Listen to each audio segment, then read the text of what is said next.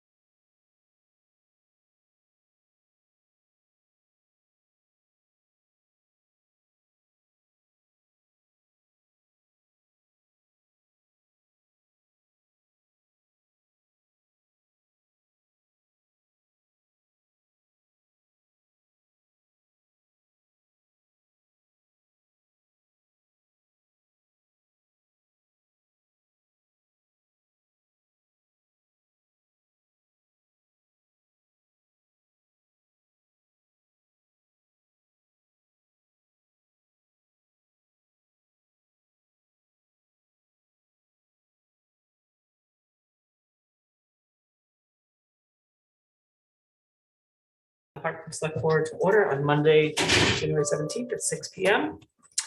This meeting is a hybrid meeting, which means that some or all the public bodies meeting remotely and some are meeting physically here, where the public can observe, listen, and participate contemporaneously. One member of the public body or other staff is present at the location to ensure the public can participate if desired.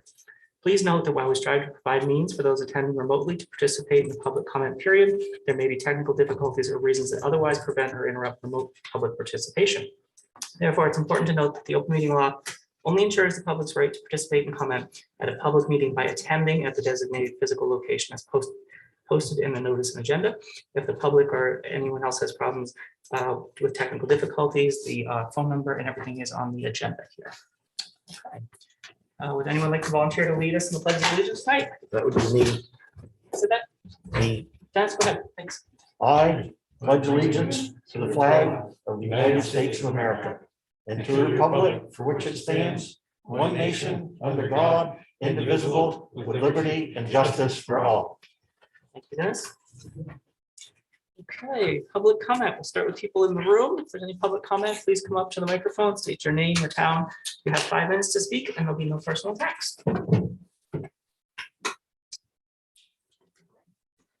like anyone from the room.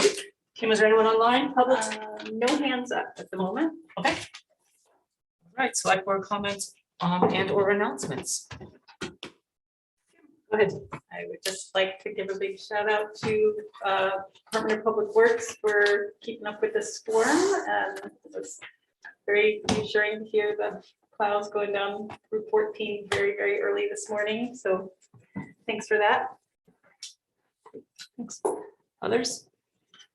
Good. Does Mike have his hand up or anything? Oh, I'm good. Okay, all right, thank you. All right, so then that will bring us to board reports, motions, and ordinances. So fiscal year 2023 budget. Yeah, so do you all want to, I have a little bit of a presentation. It's just really plain. It's like text on a whiteboard that I could share with all of you, kind of guide our conversation. But I do have to, hold on, open up my full, there we go. Okay, so what we have all done in the last couple of days, and I know got some few other things going on here. There we go. What we all did over the last few days was take a look at all of those big picture items, and we developed a plan or a proposal. And I got some of your questions, so I wanted to go over them. There's a couple of things here that we're going to talk about. First, we're going to talk about accounting for the fiscal year 2022 salary savings. And this is where we ended up with that $408,000 that we can use for some of the equipment, most of the equipment that is coming out of FY23. Kim, thank you so much for your questions. I so wish that I had time to draft and then get feedback and then draft back, but that's not the way we're able to work. So always good to hear your questions. How we manage this is Q1 and Q2 of FY22 has closed. Typically what we use, the free salary savings is committed to positions that remain unfilled, that have salary and benefit funding that remains unused. Personally, I don't like the phrase salary savings because what does happen a lot of times in municipalities is that people cut a position to quote save salaries, and it ends up being that somebody else is now doing 2 people's jobs. So the phrase salary savings is commonly used. I find it to be a little disingenuous. I want to acknowledge that these salary savings are because we have 2 departments who have not filled positions that they have open, not despite their best efforts. In other years, we wait to close the year and then move these funds over to the unassigned fund balance. And that's when you start getting those unassigned fund balances. And however, we can, towards the end of the fiscal year, encumber the salary savings to those specific expenses, and they'll be paid out of FY22 in FY22, early FY23. There's a few things in there that we'll need to roll over. I know that Dennis had some questions, and I'm happy to answer them or keep going. It's totally up to you all. Good. Yeah, I just asked a question about that slide. So when it says encumber the salary savings to those specific expenses, Mhm. does that mean they have to be towards salary? Like what? No, define so specific expense, just, these specific expenses, thank you. I'm gonna turn over to this. These are the specific expenses that we have identified that we can use those salary savings for.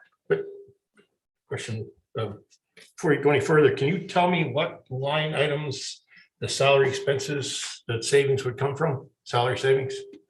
So you can look in your budget in the salary areas for these departments. Now, we do break out, right, like FICA, health insurance, accident and disability insurance. So you're gonna be looking at an entire series of budget codes. So for example, looking in the police department, Which is, 211,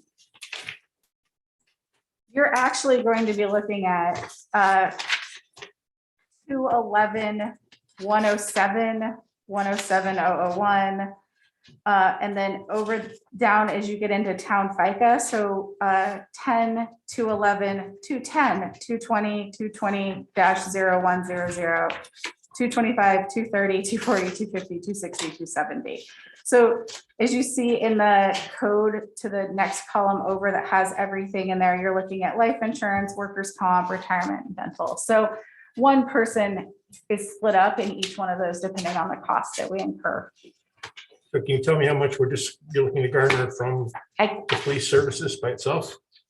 didn't catch that. Can you tell me how much you're gonna garner just from police services from each department? I don't know if I have that with me. I think Gail might have it on her. Yeah, Gail has it. You want to come on up, Gail?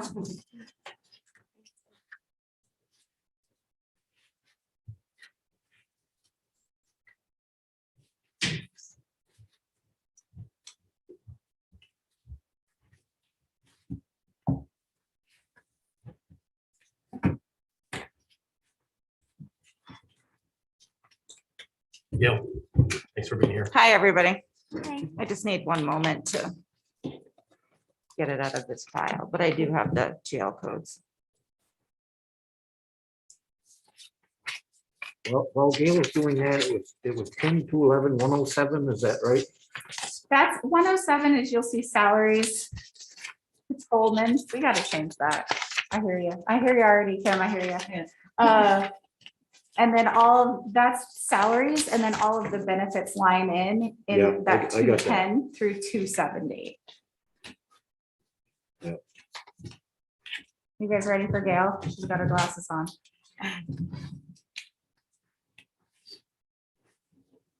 She has her glasses on, she must be serious. Just blind.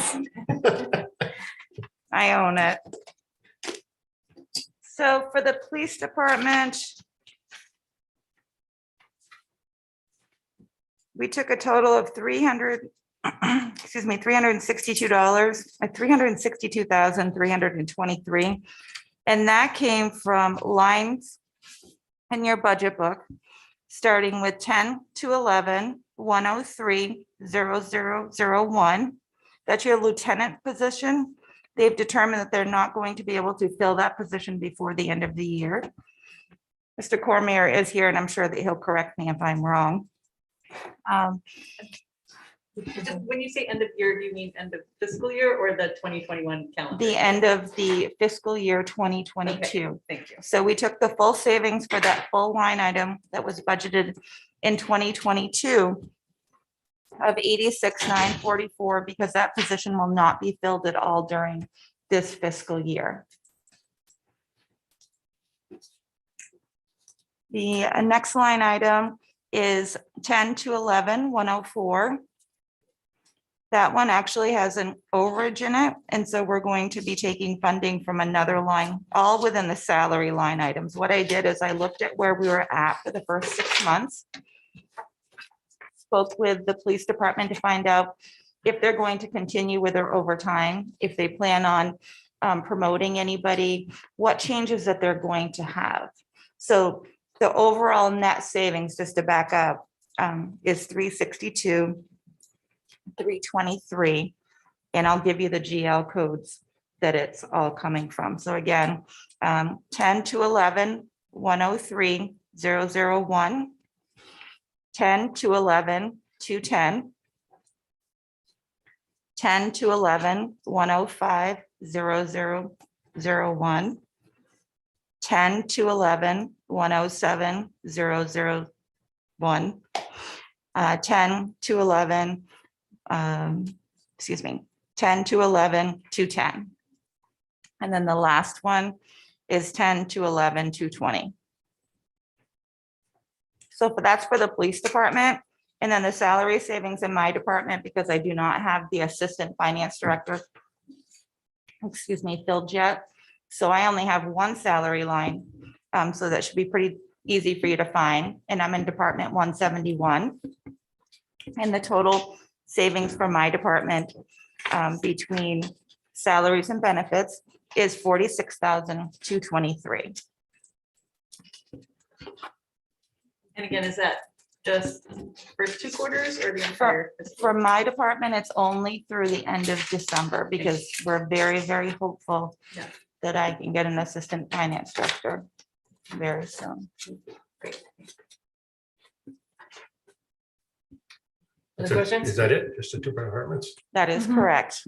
So in years gone by, what has been the general practice when we've had unencumbered funds from salaries? What has that gone toward? Has that gone just to the general fund? Or has that gone into the department's fund? Or how does that, what has generally been done with those monies? I can take it. if you Yes, want. I mean, you're better at it than I am. I have a high level. at this point. So historically, what happens is that as we get closer to the end of the fiscal year, meaning in April and May, the finance director and the town manager meets with each department head and asks them, are you going to have any projects that are going to cross the fiscal year? Do you have any barriers that are not going to allow you to finish your projects before the end of the fiscal year? Once we gather all of that information, we then determine what we have for savings. And those are used either A, to cover a shortfall in another department, and we're only talking about Fund 10, which is the general fund. And if there are not any necessary savings that we need to cover another shortfall for, those funds will go into the unassigned fund at the end of the year. It is very common throughout the year, at the end of each quarter, when the finance director and the town manager meets with the department heads to do their quarterly adjustments, for them to make recommendations for budget adjustments within their own budgets. So an example would be if I was way over on contracted services, but I knew that I had extra money in my salary line item, I would make the recommendation to the town manager and say, may I make an internal transfer with my own department? So that total of, I'm sure you're better at than I am, 352, 323, and the 46, 223 is how much? Grand total? That's It's 360. Sorry, that's the 408. the 408. Yeah. 408. 408, 233, I believe is what we Yeah. are using. I think it's in our memo packet too, Amy, Okay. that number. The actual total amount is 408,556. But Okay, thank you. Other questions? I want to follow up on this one later on, I guess, or I don't know if the time to do that is now. Go ahead, Joe. Okay, so I guess my question is, you're saying, the chief's saying that we're not looking at someone in the police department for hire this year. Is that because you don't believe there's available officers to do that? Why we're not going to be getting somebody, or the reasoning for, I mean, we're short right now. That's the reason I ask. Right. Because we're short of officers. Oh, Bobby, will you To the go to a microphone, mic please. and let him know who you are? I just hate to see us taking funds when we're short in your department. right, so Lanny, I just want to make sure that we're absolutely clear that the funds that we're talking about is from July 1st through December 31st. That has come and gone. Okay. So we have no use for those funds. They were slated to fill positions. We could The pos- possibly turn those into positions next year towards salaries though, or we can't. hire Next year's somebody- budget already has those positions budgeted in it. Okay, The only position that I would say that we took the full amount for is the lieutenant position, because after speaking with the police department, and Mr. Cormier can speak to it as well, the lieutenant position is not a position that we're going to be able to fill before okay. June 30th. The remaining positions that we have available in the police department that are vacant, there is still funding available for them. We are not cutting any positions in that format. Okay. Did I say that correctly, Robert? Yes, that's correct. yeah.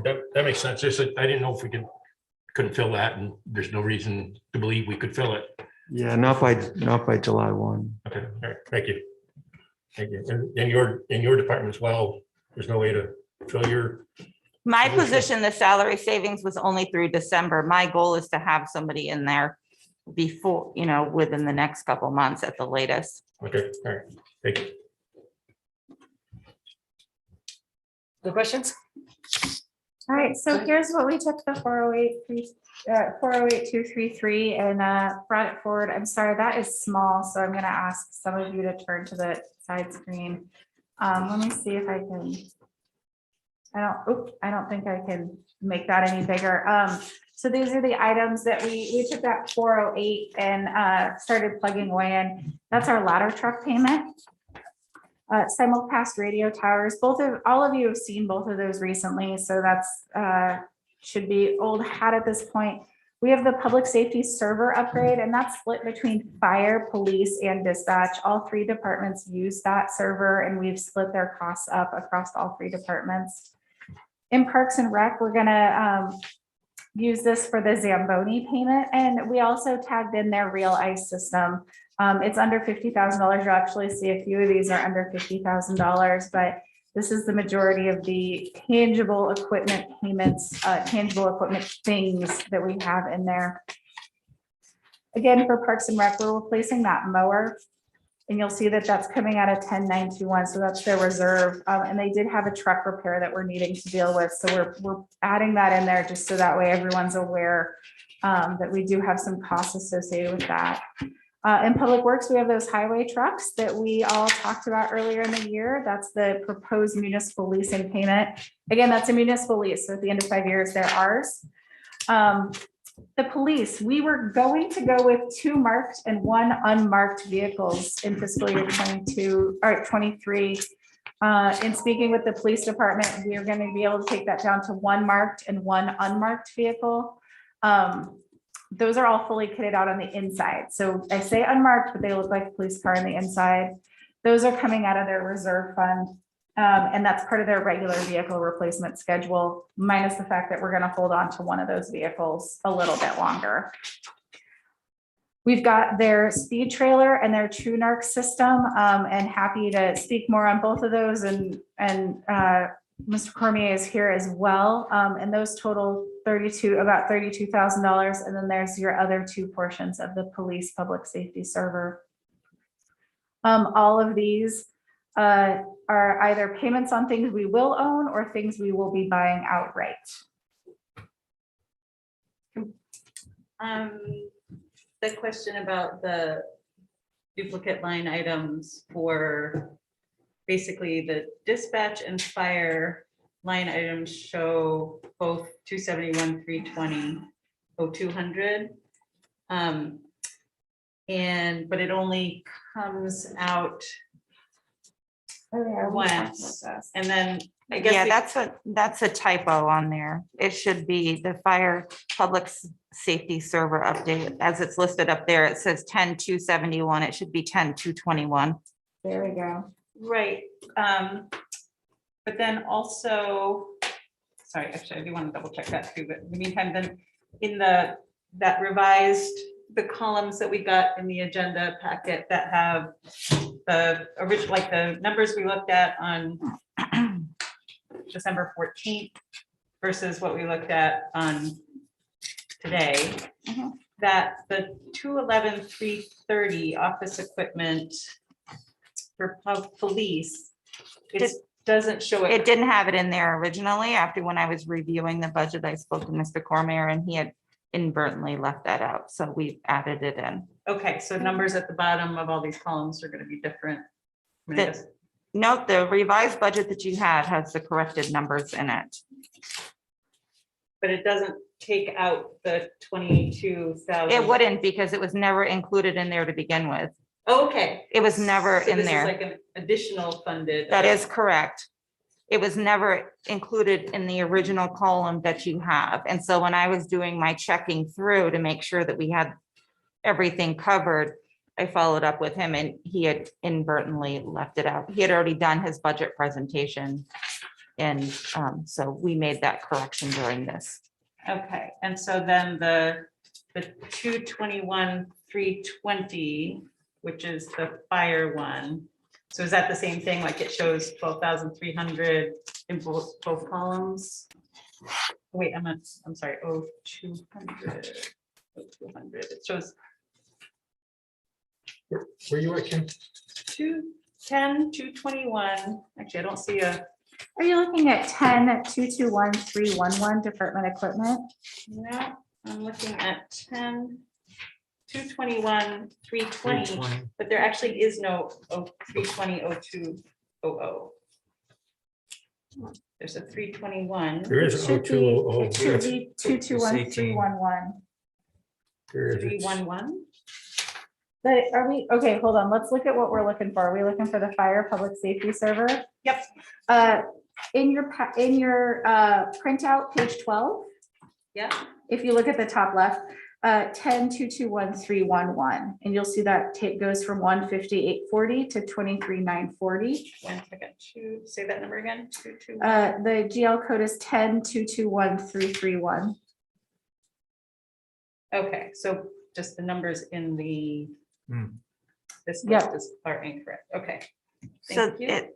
that total line item, the 10-221-331 was reduced by the ladder truck payment that's on this list that's here. It's Yeah. also reduced by the 22,333 that we have for the server. Yes, and I saw that. Okay. Great. I guess, are you all second? For this moment, yeah. I'm confused because I see like the ladder truck payments already here. And I'm confused about that when it says it's being used to pay for that stuff, and they were already in the budget. So I'm confused when you say they were already in the budget to be paid for, but we're using the savings to pay for this stuff. Explain that to me. It doesn't make sense. We're using the salary savings and we've identified, just for the point of clarity, and so we understand what we're using it for, these items that add up to that amount. Okay, but So- okay. We're- But these items were all in the budget to start with. And so because Okay. we can take the salary savings, we can, just for a point of clarity, we're saying these are the things that we've identified that we'll be using that salary savings for going forward. Because their equipment, either that we currently own or that we're paying off on municipal leasing, they were already in the budget. So we're just identifying what it's like when you kind of pick out what what all your bills add up to, but you're picking out what the money your aunt sent to you for your birthday, what you're gonna do with it. You could pay it on your electric bill, but you're gonna say, I'm gonna buy this thing with this money. So what we're saying is, in order to clarify everything, and so that way you can see, these are the things that we have earmarked for paying using that salary savings. It's like a different pool of money. Okay, I guess if they were already included in the budget, I just don't understand that reasoning, but that's maybe somebody else can explain it. Well, I can tell you how I look at it. And maybe, I don't know if that will help or not. Mike also has his hand up. But basically, we had shortfall, there were things that were left off the budget that we discovered recently. And so this is a way to basically free up some of that funding. We're going to pay for this stuff, and then those funds are available to apply toward the things that were inadvertently omitted. That's how I look at it. Do you want to take my? Yeah, see Mike, yeah. Can you bring, or let Mike unmute? Thanks. I think Kim basically covered it. So are we saying that we've identified like 400,000 in what are called salary savings, and now we're using that money to pay for stuff that would otherwise have been paid for by like the taxes we raised? Yes. Correct. Okay, thanks.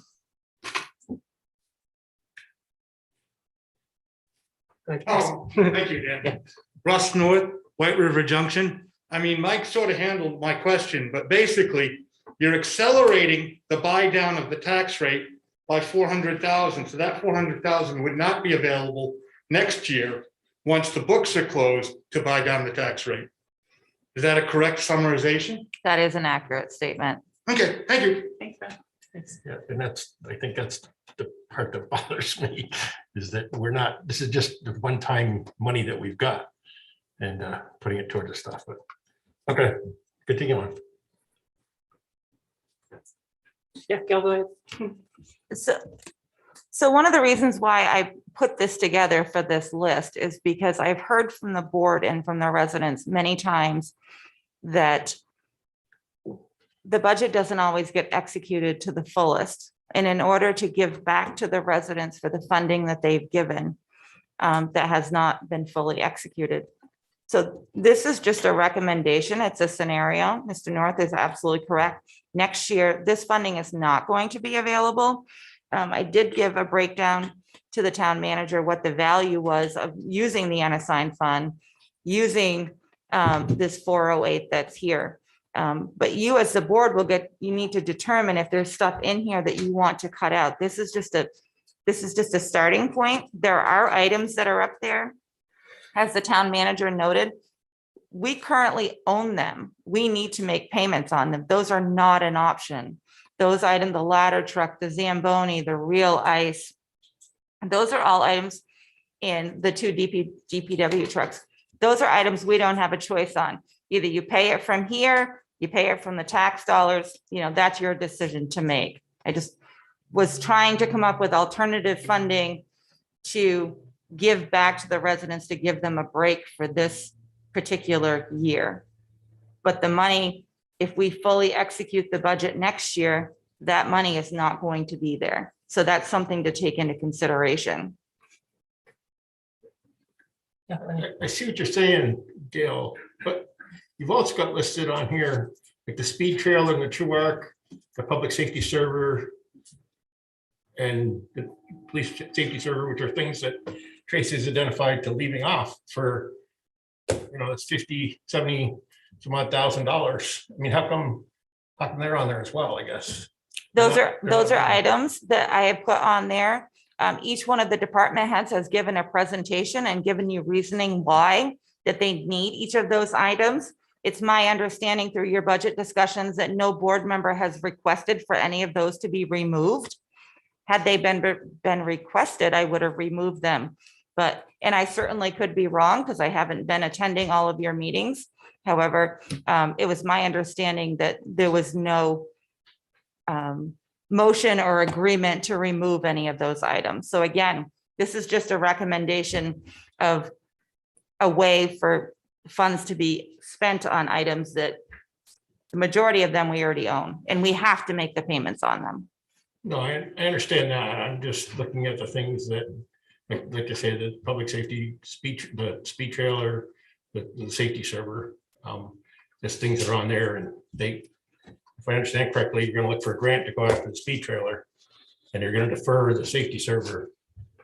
Well, we can't defer the safety server. Yeah. I'm sorry, we can't defer the safety server, the public safety server. It's holding way too much valuable information and it's due to be replaced. So what are we? The speed trailer, we do believe that there's a grant opportunity for that. We can, hold that money somewhere else, but it's here and we're able to find a solution for it. And if we get a grant, then we'll take that 17,700 and either use it elsewhere or put it in the unassigned fund. Aren't the public safety and from police and dispatch the same server? Aren't those the same? It's the same piece of equipment, but all three of those departments store data on that piece of equipment. So we split it 3 ways. Okay. And each one of those departments bill out their services. And we want to make sure that we know what it costs to do business. And so for communications, there's a fee that goes along with that. And so we could just have Dylan in the IT department put the full 60 some odd $1,000 all in his department. But that doesn't gain the town any revenue by splitting it up to each appropriate department so they can bill it out appropriately to the individuals or businesses or other towns that receive our services. So it's really important to have them split out. We will roll this cost over to the town of Sharon and everybody else that we provide 911 services for. I understand that. Thank you. Good. All right, let's keep going. All right, so we had some questions about some places where we found additional savings. So we're going to do a little workers' comp 101. Workers' comp is set on a calendar year. We live on a fiscal year. So this is never going to match up in the real world.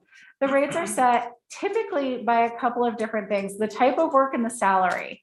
And they adjusted with our exposure rating. So let's talk about type of work and salary. I am cheaper than a police officer because I have less risk in my job. That rating determines the workers' compensation for an individual. We roll those up into departments, we roll those up into the full cost of the town. Our exposure rating is something that is the multiplier or the adjuster for that thing. So you can think about the type of work and the salary as a baseline, and the exposure rating is what is that multiplier.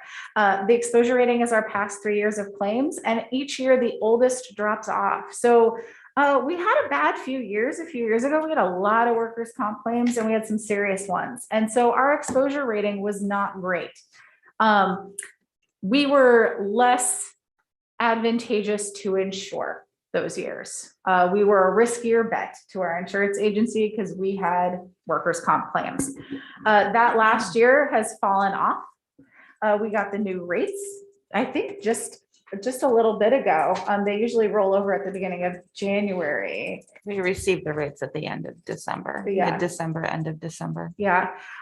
So we were able to get those new rates where one of our bad years rolled off.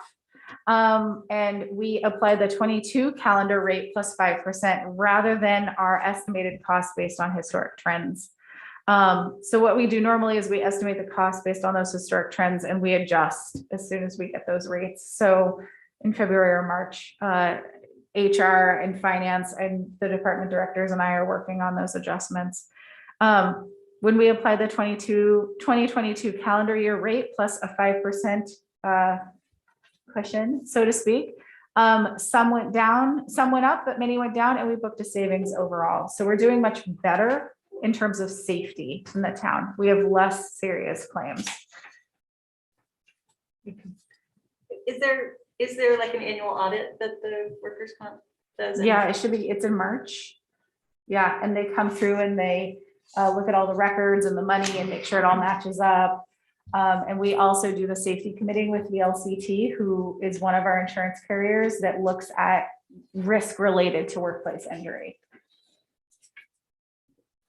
You got anything else for workers' comp? You wanna? No, I was just gonna say workman's comp, the way that it works is we're required in the end of November, mid-November, end of November, to provide to the workman's comp company, VLCT, what our estimated wages are going to be. And of course, it is a little bit challenging because we have, the policy period runs on a calendar year and we're on a fiscal year. So we provide all of the information well before the budget even gets approved or even through the drafting process. So usually in March, we always have our audit, and we either get money back or we have to pay money in, which. Yeah, that makes perfect sense, and the timing is not ideal. I guess I'm a little curious as to like the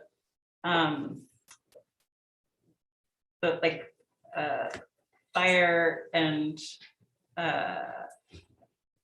police actually went down. Like fire went down a lot, police went down a pretty significant amount, and the ones that went up were like Parks and Rec. I guess I'm just curious, so this is based on what the actual rates are as of the end of the 22 calendar year. Yeah. No, these rates are based on, what I did is I went through each individual department and multiplied out their salaries, what they're expecting to have for Okay, yeah, 2023. So every single line item in the book. And I multiplied that towards the current rate that we have for the calendar year 22 plus 5%, because that's a very safe, it's not 10%, not 3%. So with that, I did notify Chief Cooney. I spoke with him about it and gave him an updated version. So he was very happy as well. And the police department as well. So yes, some did go down significantly. And even, sorry, I mean, I guess what surprises me most is that like fire department is like this includes the 4 additional positions. That is correct. It is, I used his census, he provided his census worksheet, and I call a census worksheet is a list of every single employee that he has and includes holiday pay and overtime. Okay. And that's for the 23, like the okay. Yeah, That is thanks. correct. I mean, it just still seems weird to me, but Dennis, go ahead. Thank you, Mr. Chair. So if I read correctly on the new proposal that we received, this is 153,000 less. That is correct. Want to check? Okay. 154. Okay, so we've saved so far in our discussion tonight, we saved 408 and now 153. Mhm. Almost 155. Sorry. 154, 627. I'd have to read the email that we got again. I thought it was, I think if you say 150,000 in the grand scheme of things, I don't think 3,000 or 4,000 is going to make much of a difference in an okay, $18 million budget, from my opinion, but 18 million? the budget, the overall budget that we have is 18 million. Okay. But if you would like the exact number, Dennis, I do have it. I was thinking for some reason that we were at 19 something. But anyways, that's further down the trail, I think. Okay, thank you. That was a question I had that I emailed everybody, and good to know. Mike, have any questions, Kim? No. Oh, All right. The other thing that some of you asked about is property and liability insurance. Some towns split up their P&L by department or division, some don't. There are pros and cons to both methods, and you just watched us switch our method. Dividing our P&L by department and or division can help balance costs between departments. So if one department, we're gonna pick on Parks and Rec, if they have a lot of property, if they have a lot of things that live in their portfolio, that can cost more than, you know, my department or Gail's or Lisa's, where we don't have a lot of stuff. But it also takes significant staff time. When those bills come in, we are trying to bring that down all the way to the divisional level. We took this as an opportunity to consolidate this into one line item. And we added a 3% increase based on historic trends and possible new equipment. It did give us a savings of. That actually didn't have a savings. That It one, did- nope, that one. Oh, no, yeah. It just made it easier. Yes, definitely. So that the $23,000 more is the 3% increase. That it is a 3% increase overall, but I also went through, again, we received the policy at the end of the year. So I went through each one of the long schedule that we have to make sure. And we also have some new projects that are going to be coming out of construction and or going into construction during that calendar / fiscal year. So those are all things that you have to take into consideration as well. It was blank screen there. And then I wanted to talk about federal funding, but I think I'm going to stop sharing for a quick minute. Because again, this was just something that I did this afternoon. Just a second, I have a white screen of anger. All right, so that was the last of the little bit that I put up on a screen for you all. You know, we have some minor changes in terms of where we are putting different little bits of, you know, the cost of the environmental sustainability coordinator. And just a little present for Mike White, it does remove the parking meters. We knew that that was a stretch. We have a lot of stuff going on downtown, and we need to get staff up and rolling. So when you bring on a new staff member, surprise, surprise, they aren't immediately running at 1,000 miles per hour. They're learning.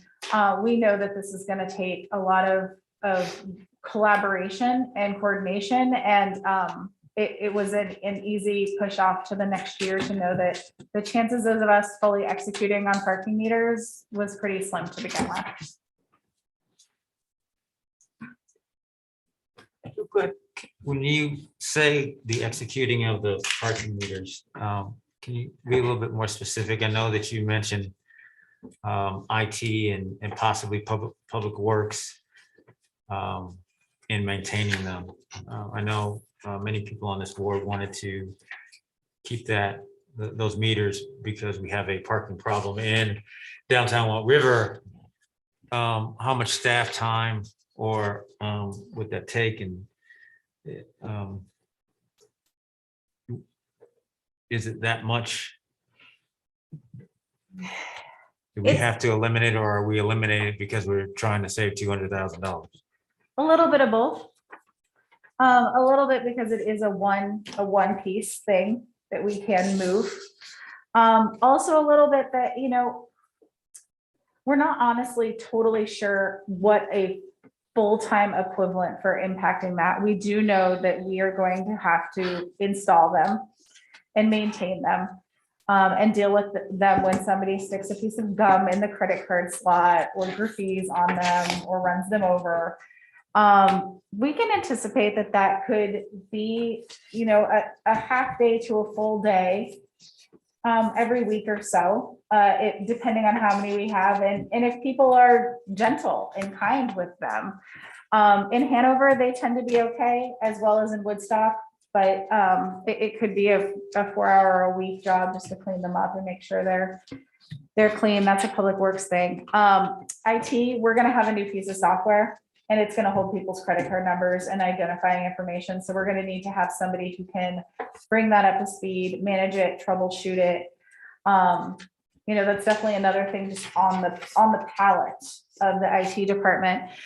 In terms of billing, Public Works is not set up to take cash from some of the more angry people out there. Nobody likes getting a parking ticket. So we've discussed whether that's going to have to live in finance, because they have the cash drawer in the safe and they have a plexiglass wall that allows you to take money from people without being in the same space as them, or if that's going to reside in the police department, because they also have the ability to safely take payment, but they don't have as much internal structure for internal controls for taking money. Those are really the 4 departments that are going to be impacted on this. If it's something we're super keen on thinking about bringing up, we can talk about that when we talk about the federal funding that we have coming down. But again, I'm just riffing off the cuff here. I haven't done the work on if we could get away with that. Thank you. I got a second vice chair on this. It's a hard no sell to take this out of here on me, because the parking meters, to me, we're always hearing complaints about downtown parking consistently. And one of the ways to deal with downtown parking is to turn over parking. And yes, it's going to cost us the first year, but we should also look at the possibility of contracting out this service for these. It's not supposed to be a money-making thing, but we're foolish if we're going to think it's not going to make us some money. All right. And for us to not concentrate on our biggest issue downtown, which is parking, it's a hard sell for me because we're looking at putting on a new IT person. And we're also looking at having a public works people that we're looking at too. So that to me is covered. It's really difficult for me to say we're gonna pull $200,000 away from meters. We could move that to, so, I hear you, I think we have an idea. We talked about paving last time, right? That we just continually have that money in there. We could reduce the paving budget, knowing that we're not gonna be able to spend all of that and bring parking meters back. And that would be an internal transfer that I could make with Gail and with the Public Works Director. Are you saying in 2023, Tracy? do In that? 2023, can we? Okay, I just wanted to make sure, that I understood what you said, because I'm like, I know we're both wearing I masks. just wanted to make sure that we didn't lose sight of, okay. I think that could work. I'm not sure how Hannah would feel about that. I believe that Hannah's online. If that is something that you would like to explore, I certainly feel that she should have the Every opportunity. year we talk about parking. Every year we talk about parking. And we've been pushing this and pushing this and pushing this. And for me, as a taxpayer, it's a lot easier sell to me to take a $200, to pay for something $200,000 1 year. And just pay for continuing things. And I'm gonna talk salaries. All right. So we're looking at a lot of money going out on salaries this year. And I gotta tell you, folks, I gotta believe we can rein back on a salary position, because that's how we're gonna gain some money. I firmly believe that we could keep this and keep other things as well. Go to Dennis, don't go to Kim. Thank you, Mr. Chair. So as I think probably most board members have heard me say before, that meters is one of the things I liked about the budget. They had a lot of concerns, but meters was one that I really liked. And what comes down to me for the meters is that I believe we have a parking crisis in downtown White River Junction right now. And the thing that the board has mulled over here for the last few years is the possibility of putting in a new parking facility, a parking garage. And that's millions of dollars. And to me, spending the 200,000 on meters and alleviating this parking crisis that we have, I'm hoping this will work. I think it will. I fear that employees are parking in prime spots, possibly some residents that are living down there are just parking there all day. And if we had the meters, this would clean up that problem.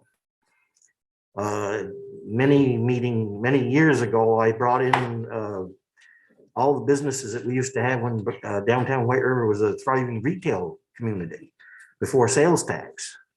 And, with a bank and 3 barbershops, I could go on and on, 2 drugstores with soda fountains, a restaurant, the Polka Dot, and the post office, and so on. There's many more businesses, but it's a long list, but they made it work somehow, and cars were pretty big back then. And so I've been struggling with this. So I like the meters, and I'm hoping that when we do phase 2 of our TIF project next year on the north end, that they would put in whatever it needs to be put in to put these meters in, so we don't have to drill new holes and so forth to install them later. And so I'm really hoping that we can get through this. It's a crisis down there. It's probably maybe not our #1 concern as a board here about downtown parking, but it's right up there. And I look at it again as savings over putting in a parking garage. And it's disturbing to hear the thought of just cut paving again. And another thing about paving, I understand our professionals are telling us we can't get paving, so why bother? We won't put it in the budget. But Dartmouth College right now has got projects up there right now in the middle of the winter. They're getting things paved. So paving is happening. So I'm having a hard time thinking that the Pike and everybody's shut down and we can't get any paving done when I see Pike trucks frequently all around. That's just pipe. I see blacktop and whatnot. So just to cut paving is also troublesome to me. We wouldn't be cutting paving. We would be acknowledging that we're going to have money saved from fiscal year 22 because we had reduced paving budget due to COVID. It's not going away. It's still a large chunk of change for paving in this community. I can't comment on what Dartmouth is doing. I can't. They're a whole different league of their own. They got private planes. But Hannah's Paving is here. happening. Hannah's here if you'd like to hear from her. She's remote due to the snowstorm. Yep. You said, Dennis? On the meters, I hope I've put my position clear. Thank you. And both Hannah and Mike both have their hands up as well as a community member. I'd like to just clarify something if I can about that potential. So currently in this revised 2 columns that we received, it says 498,000 paving minus 10,000 storm drains, 10,000 annual mowing contract, encumber balance 311 and 311 that fiscal year 22 closed to recapture 225 for paving with any other savings aside from. So is what this line is referring to Where are you reading from, Jim? line 10, 311, 318, 0000, contracted services. 311. Yeah, and then the narrative is on the beginning of the page 15. So that line is on page 14 and the beginning of page 15 is the narrative.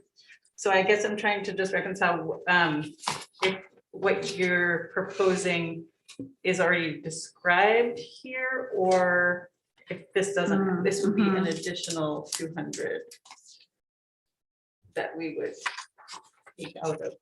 Did we already do that? I can't remember. Do we want to bring Hannah over? I can explain it. Okay. And Hannah does have her hand up when you're ready for that. So the 10, 311, 318 for contracted services was originally 803,000. With the recommendation and discussion with Hannah, after acknowledging that the 225, the annual commitment for the town match for the VA cutoff Right. Okay. has come out of there. That's why the number is reduced that's there. As her recommendation, if we have any savings from FY 22 for unspent funds, that we encumber those funds for her FY 23 budget. Okay. Because she's tracking, their department is tracking right now that they're not going to expend all of it before June 30th, 2022. So the number that's there already reflects a reduction of $225,000.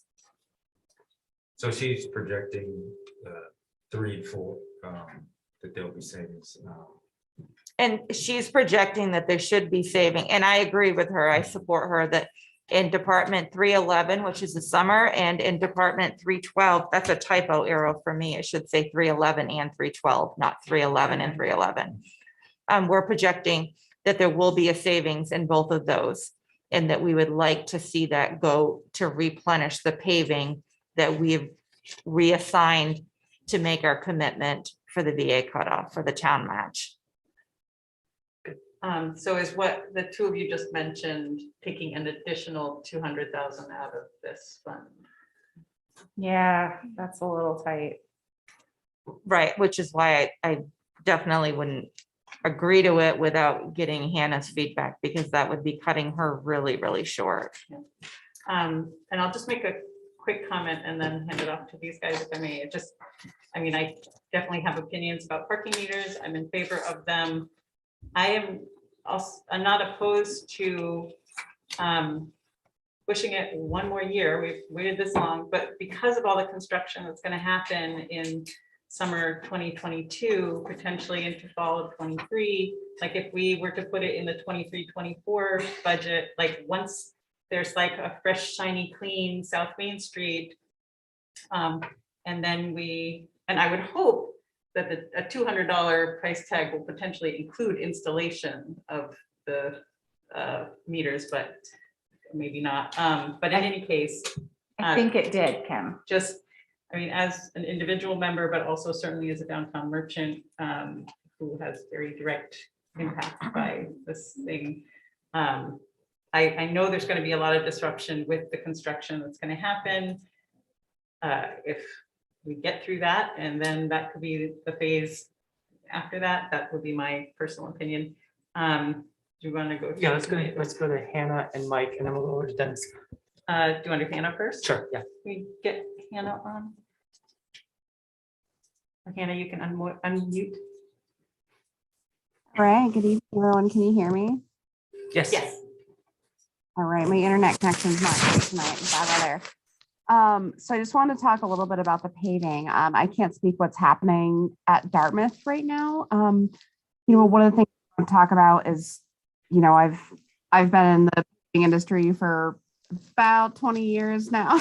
I'm dating myself a little bit, but I can speak for both the Commonwealth of Massachusetts and the state of Vermont, and they have a specification for only paving when the temperature is 40 degrees and rising and the surfaces are dry. And that has a lot to do with the quality and longevity of the paving job. So I can't really speak to what Dartmouth is doing, but it really is in the best interest of the town and the quality of the paving job that we get to really work within the established season, which is usually, mid-April to Thanksgiving is usually the timeline that we use, and actually most asphalt plants close. And so, I we wasn't are suggesting that we do winter paving. okay. So I just wanted to clarify that, that's why, we don't do that. And I, we do try to go for the highest quality work that we can get, and also work with a contractor who did win our contract and isn't offering that service to us. So that's something we can think about moving forward. In terms of diminishing our paving budget further for a consideration for parking meters, it's certainly something that I haven't considered, and I think is kind of a little bit of a bigger conversation than something, tonight. It would be disappointing to lose that money, but I also know how important it is to our downtown. I believe that working with a contractor and our engineers, if we really wanted to make sure that we were prepared for a seamless install of parking meters in the 2024 fiscal year, there is no reason that we can't make accommodations in the sidewalk installs to have post holes that we cover up, or that we can't figure out how to prepare for that. Sounds good. Thanks, Hannah. Let's go to Mike, and then Dennis, and then Ally. Go ahead, Mike. Yep, thanks, everyone. Because I was the sole dissenter on parking, I feel like I do need to put my 2 cents in. And I guess my point is that, unless I'm mistaken, I think the voters already rejected paying money for the parking meters. And I don't know why that's not the last word on this. I heard people say, well, they didn't really understand that it's about turning over spaces as opposed to getting revenue. But that seems like a distinction without any difference if you still have to pay. There is a 2-hour limit in town. I don't know if it's been enforced. But again, I was against putting the money in. I think that's what the voters wanted, is that it wasn't in, so I'll stick with that. Also, it seems like it will be an inevitability, right? I understand that. But if there's a chance that we can get federal funds to pay for it, I think that makes more sense. And we already have complaints about the size of this budget. So, that's 200 grand that may be picked up by a different entity. And so I would advocate that we do not include the parking meter money. Thank you. Thanks, Mike. All right, Dennis, go ahead. Thank you. Another comment about meters I failed to mention before, that I hope board members remember me saying this in previous meetings. When we were talking about meters, I had asked a question about maintaining these, and it was like, all I was hearing at that time was, we'll worry about that later. And I wished I'd pressed further on that, to find out who's gonna maintain these, how they're gonna get around some of the questions I asked about other new things to the town. And it was just like, we'll worry about it later, but I did ask those questions then. It's interesting, and now they've been brought to our attention, but I did ask about who maintains these, who's gonna do it. Thanks, Dennis. Ellie? Yeah, I had a question for Hannah, if you're still on the call. And this might be hard to predict, but I'm wondering, from what you're seeing, in terms of, like, for instance, the paving budget and the fact that there's such labor shortage and supply shortage that you're currently seeing with other public works projects. If, again, it might be hard to predict, but if you might foresee some of those issues impacting meters and the timeline for meters. I'm sort of on the fence personally about meters, but just thinking if that might be another reason to defer to the next fiscal year, if you might anticipate that we might see some of that pushed back anyway because of the labor and the supply shortages that you're seeing. Not to equate meters with paving, but I don't know if you have any insight on that. We'll bring Hannah I over. can answer that. Sorry. Yeah, go ahead, Hannah, sorry. So when I spoke with the meter company who we had been in conversations with, and they go through a Sourcewell contracting system, so that takes some of the procurement process out of it. They were predicting an 8 to 12 week time frame from the time that the meters were formally ordered until we would have them in our hands. So that would, would be in pretty close timeline with being able to have those installed while the phase 2 of the South Main Street project was going on. Thanks, Hannah. Kim and then Dennis.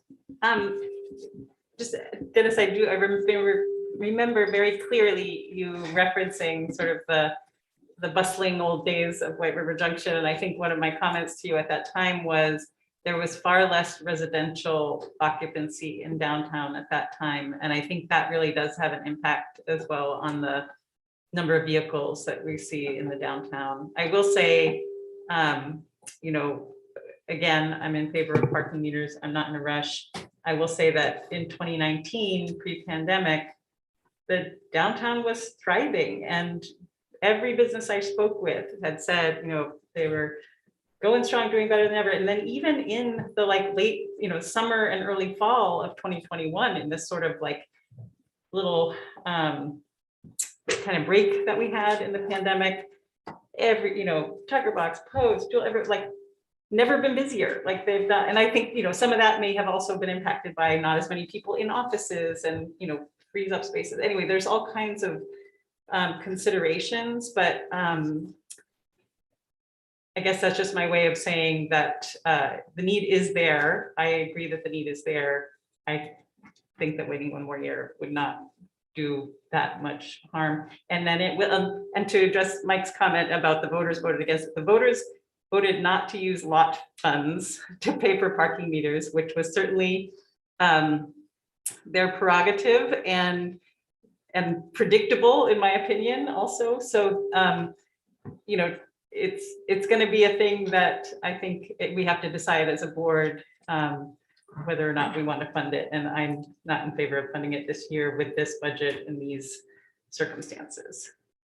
Okay, Dennis. Another thing on the meter proposal here, this proposal, is it talks here about increased work by public works and technology. But in this new proposal that we just received here on Friday, the new IT person is still in there. So I don't get why at least the IT would be short, because in this recommendation anyways, that IT person is in there, the new IT person. If we have the physical meters, but we don't have the people to do the work around them, we can't do it. But if we have the people to do the work for the meters and we have the meters, that's doable. So we can't we can't add a new service onto the staff and the pallets that they all have, the workload that they all have. So we would need those extra bodies for a variety of reasons, but we can't add anything new on top of what they're already struggling to get done. Tracy, it says both of whom do not have sufficient staffing, but. As they are the currently new- staffed. But in this proposal, there's a new IT person in it, so that if we were to have the meters, at least the IT part of it should be handled. Mostly, we haven't built the database and everything, but there would be additional work. But as you'll see, it says both of whom do not have sufficient staffing to properly provide a new service area as they are currently staffed. Are you suggesting that we need another IT person on top of the new one? As they are currently staffed for fiscal year 22. Currently, we have one IT person. I know this. As we are currently staffed, that one IT person cannot add a new service area. That's what we're saying. So I think what she's saying is if we added that person and the meters, it would work, but you couldn't add the meters without adding that person. Okay. Correct? Yes, we Okay. are running out of room for the work that people can manage to get doing 60 hours a week. So I'm gonna come back and hopefully Hannah's still on there. I don't understand why we can't look at contracting the parking services. I mean, there's gotta be firms out there that handle this type of activity for parking services. I mean, for at least first couple of years, so we can see the benefit to the town. I know it's gonna cost us these contracted services, but we're gonna see a savings from these parking meters. It's something we should look into. And instead of just saying that it's gonna take staff time. If you can contract out things, anything you can contract out is cheaper than having staff time work on it, because you don't have to worry about overtimes and salaries. Yes, it is cost for contracting, but just the more we can contract out on that behalf, I think the better off we are. And we should not just disavow the fact that we have to use our own staff to do this. To disregard contracting it's not good responsibility on our behalf. Yes. Thank you again. Yeah, I don't know what part, I see in Hanover anyways, lots in other communities too, Park Mobile, that service. I don't know how that works. I don't know if they put these in and they get some of the benefit of the ticket, the fines or whatever, or how that works. And it's lower cost to the town. I just don't know. That would be good to know though. So that's an app that can contract with the provider of the actual physical parking meters. If you get a ticket in Hanover, someone who works for the town wrote you a ticket and put it on your windshield. If you get booted, which is those metal things that you can't move your car, it is somebody from Hanover Police that does that work. If you go to pay your ticket, you can pay it online, but if you want to go into town hall and pay it, those are available as well. And that's a town of Hanover employee. I had just wondered if they administer, if the IT portion of that would be handled through Park Mobile and be less of a burden on a town IT person. I couldn't necessarily speak to what that relationship would look like until we walked farther down the line of a contract. I just, as far as the meters, and I know we've been going back and forth, I've got to disagree a little bit, Kim, just because it's always going to seem, there's always going to be something that we are going to have to stop this. And we've talked about time and time again, kicking things down the road. And I know yes, you are absolutely right as far as these are extraordinary circumstances. But if we can solve to a certain extent, not totally, but to a certain extent, one of the major problems that, that business community, or our business community, excuse me, has faced, then I think we should try to do that sooner rather than later. And I know that I seem silly me saying that to you, since you're one of those directly affected. But I strongly feel that we should have those parking meters. Thank you. Sure. Let's go to Russ and we'll go to Kim. Okay. Or, Well, Hannah's had her hand up for a while. yeah, let's go to Hannah. She might have some answers here. Go ahead, Hannah.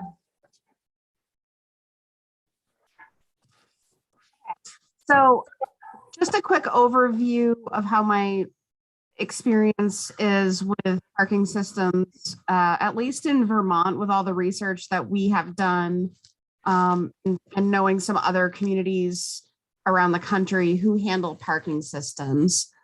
So the software or the brand name that's associated with the parking system that, you know, any municipality buys into, all that they're providing is kind of the backdoor systems that manage, you know, it's really kind of a cloud-based software that manages, the meters, ticking off when somebody's in violation or whatever else. At the end of the day, all of the municipalities who buy into these systems have to still provide the physical support of the parking meters. So that means like, a car runs into them or they're intentionally damaged, such as graffiti, or whatever mechanism breaks. And even if it's under warranty, that still needs to be yanked out, sent back and repaired. That all falls on the municipality. The physical enforcement, maybe Bobby has some different experiences. That all relies on the local police or a parking meter team, a meter reading team to manage that. The billing, sending out tickets, managing abatements or what arguments, however you want to call that, that all falls on the municipality. I'm not aware of any large or small municipalities, at least within New England, who contract out the entire management of a parking system. It is typically handled within that town. And so even I think the projection that we would rely on IT, it's simply because we're adding another software into our cloud-based system into our suite that we already use. There will still be, Muni Smart Access that will be working with the finance department to manage all the billing and ticketing. So it's entirely possible that there are companies out there who do entire management of parking systems. It's not something that I'm aware of. Thanks, Hannah. Let's go ahead. I continue to be Russ North. I think one thing the board needs to consider is for the next budget cycle, which would be 23-24, you're already, and Gail, correct me if I'm wrong, $1.4 million in the hole.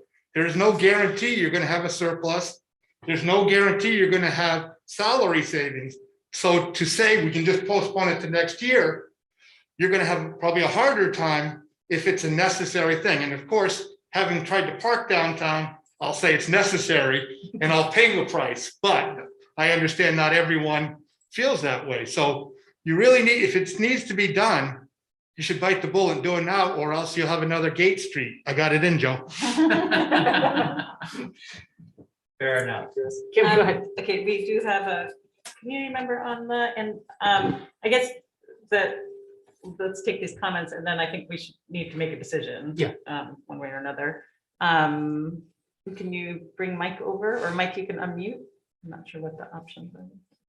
Good evening, can you hear me? Yes. Yes, thank you. Mike Morris, Hartford, Vermont.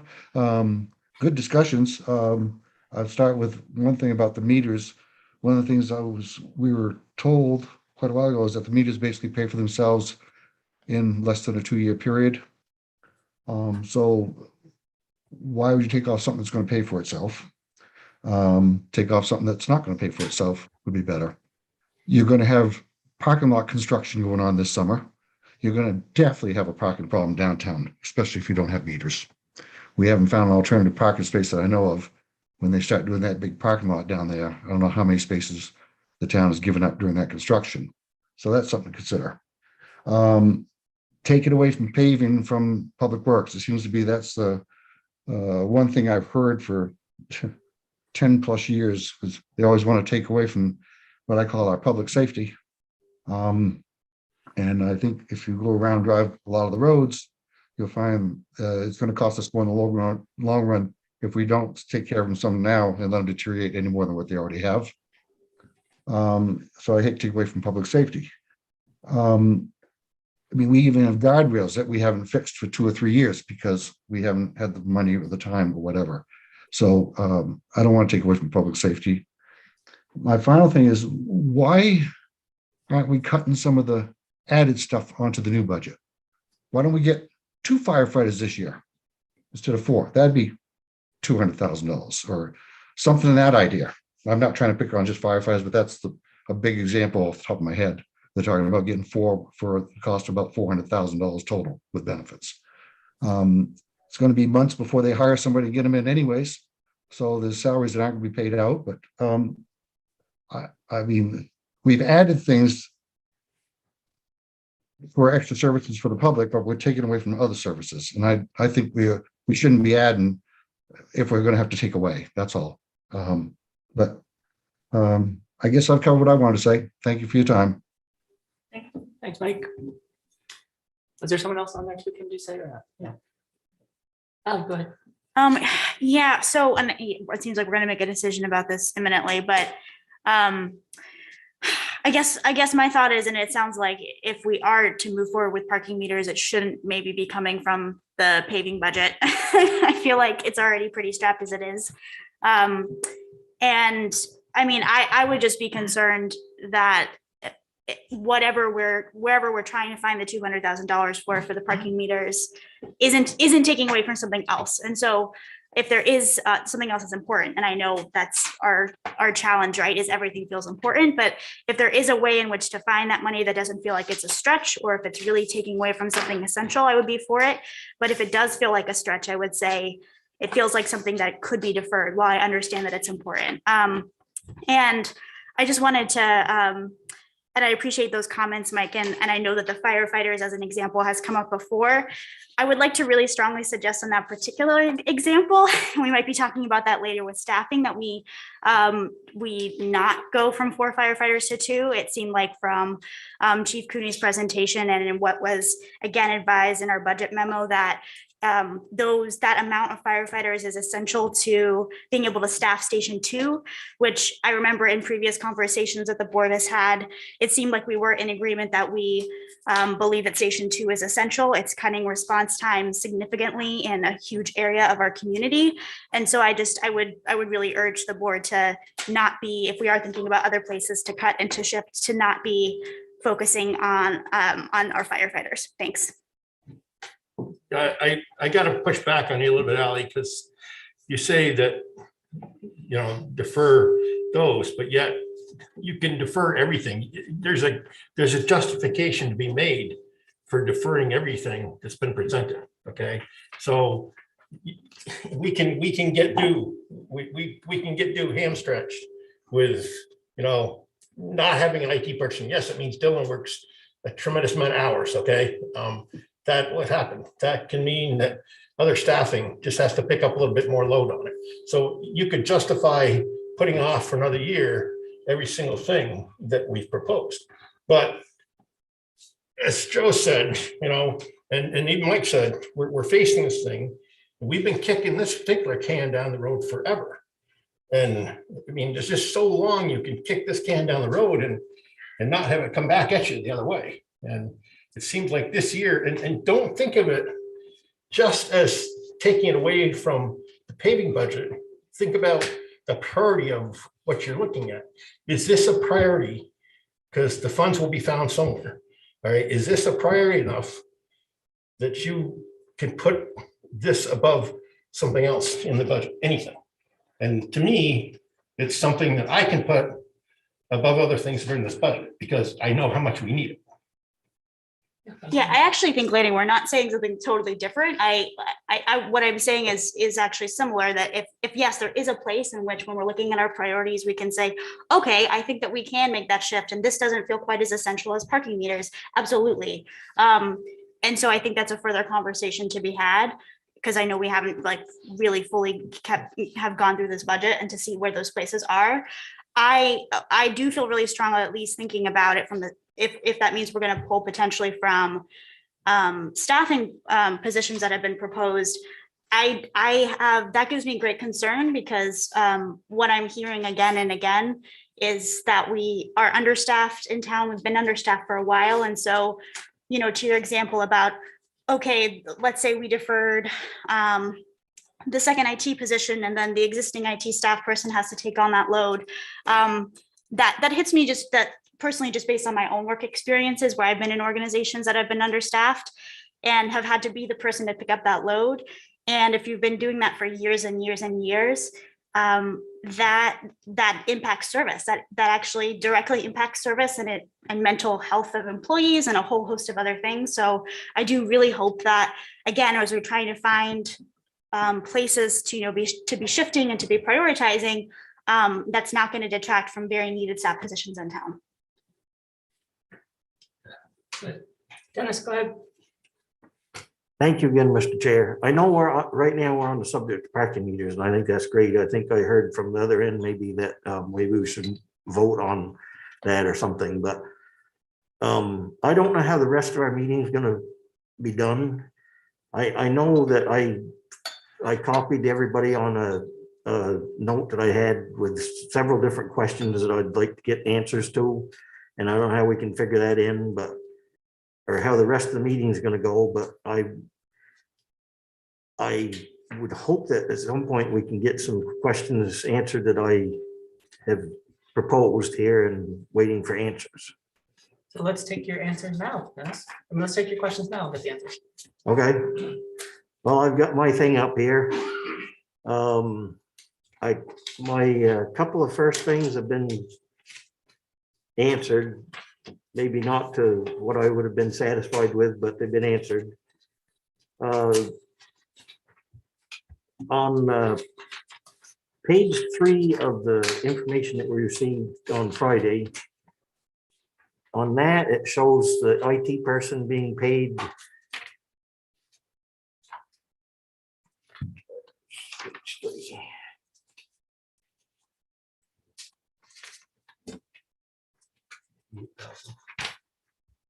yeah, 68,000, but in our presentation, it was almost 69,000. But in our presentation on 10/26, it was listed at $99,709.35. And I'm just curious on, are we hiring a less qualified person, or was that an error, or what? Why is this 31,000, I believe, in difference there? Do you want to take it, Tracy? No, go ahead. Right. So Dennis, I was working through some of your questions today and trying to help the other department heads with some of your questions. And as far as the IT goes, I worked with Dylan and looked at his budget, and he actually had some data entry errors in there that has to do with the salary.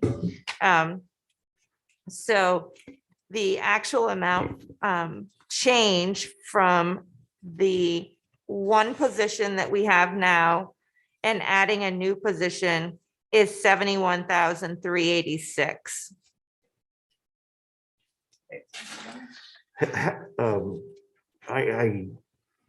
So must what? not had my ears turned on right, because I didn't comprehend what you just said. So do you want me to start from the beginning? So the figure that we got in October was wrong, and then the figure that we got Friday is wrong, but the 71,000 is right? So the original number that was entered into the budget book in October in the salaries line item, which would be 10-181-101, Dylan inadvertently entered in salaries and benefits for both of those positions. In that particular line item, he only should have entered the salary information. So when he did his presentation, it appeared as though that there was a higher amount of a difference of 99,000 and some change. Yeah. After your question today, I worked with Dylan and looked through his census worksheet that he's received from the HR department.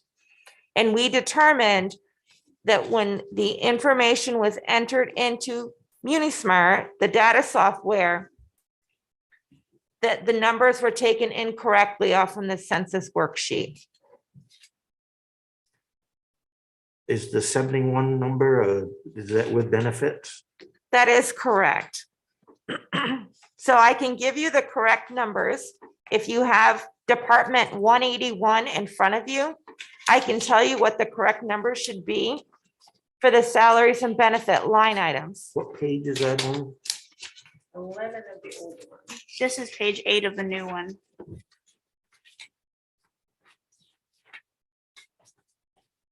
And you can let me know when you're ready and I can tell you what those numbers would be. The account number again, please? Sure, it starts with 10-181-101. Okay, right on the top. Yep, so the correct number should be 144,730.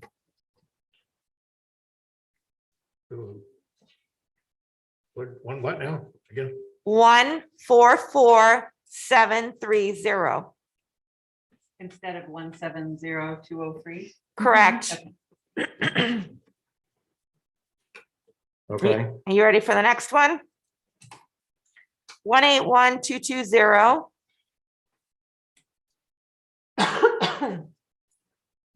181,220.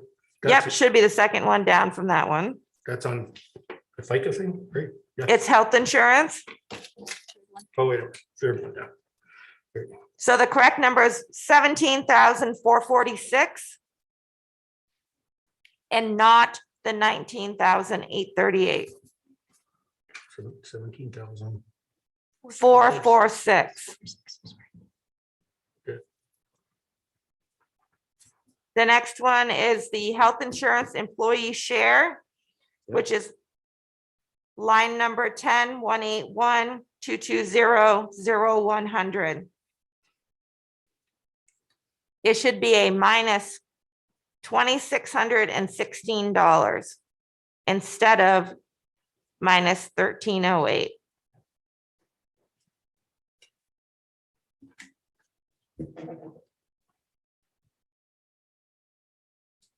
Those are the only changes. So for those two positions, the total, excuse me, the total change is 71,386. Okay. So overall, the 181 budget, the IT budget actually decreased by 29,174. 29,000. 174.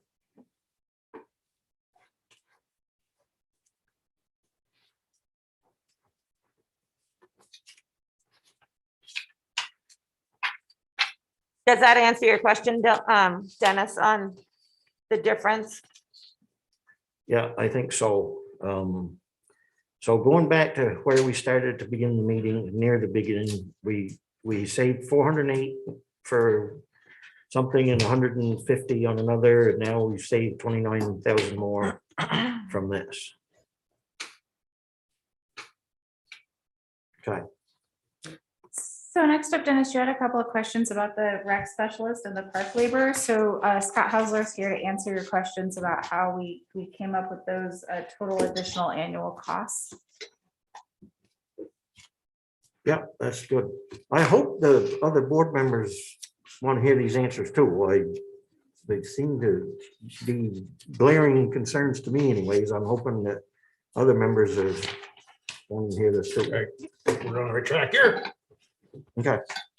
So before Scott starts, Scott did provide an excellent narrative that outlined, excuse me, those positions. And just to be clear, by not moving forward with the new positions that he's looking for, actually reverts back and makes it the Parks and Recs department go backwards, because they're looking to fill permanent positions that were part-time positions or seasonal positions for minimal to no increase to the tax rate, but a huge increase for service and level service. So before he starts, I just wanted to make sure that, to let you know, as a finance director, that those positions are something that we would be foolish as a town not to fund. Scott, you got your own hype person. Okay. Batter up. I really don't have a presentation of any kind. Certainly here to answer any questions that you have. And thanks, Gail, for clarifying that. I did see your questions and had a good opportunity to talk to Tracy and here to answer the best I can. As far as the parks position, what we're doing in the narratives and the line items, it kind of explains it, but I can try to be a little more detailed. What we're trying to do is, for example, in Maxfield, the 10-527-101, the number of hours that it takes to manage and maintain Maxfield, we could not find and have not been lucky enough to find seasonal employment. Anybody interested in working 40 hours a week, starting in April all the way through October, sometimes into November, depending on the type of using. This past couple years, in particular, this past year, we have permitted uses all the way into November, which is kind of crazy. And then if the weather's good, we're starting a lot earlier. So we're trying to fill some major voids in the facility. As you might remember, several years ago, we used to have this organization, the Department of Corrections had a program, and when Maxfield opened, the Department of Corrections was the labor force. They would have 8 to 10 folks come with a guard.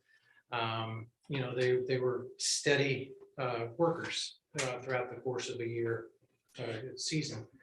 Folks that were trying to learn new labor skills and hopefully graduate out of the program that they were in and get into the labor force. That program was cut by the state.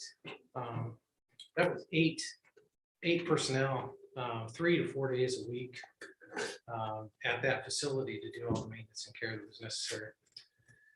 We've been struggling to find even one seasonal worker. Usually it's a Nighthawks player that can help us do some maintenance on fields and that sort of thing. And it's just been very difficult for us.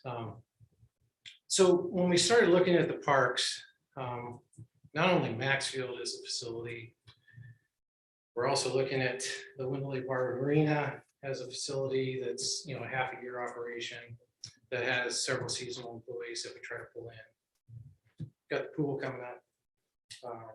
That's going to be an interesting maintenance process that's added to our current work or current details that we have for staff.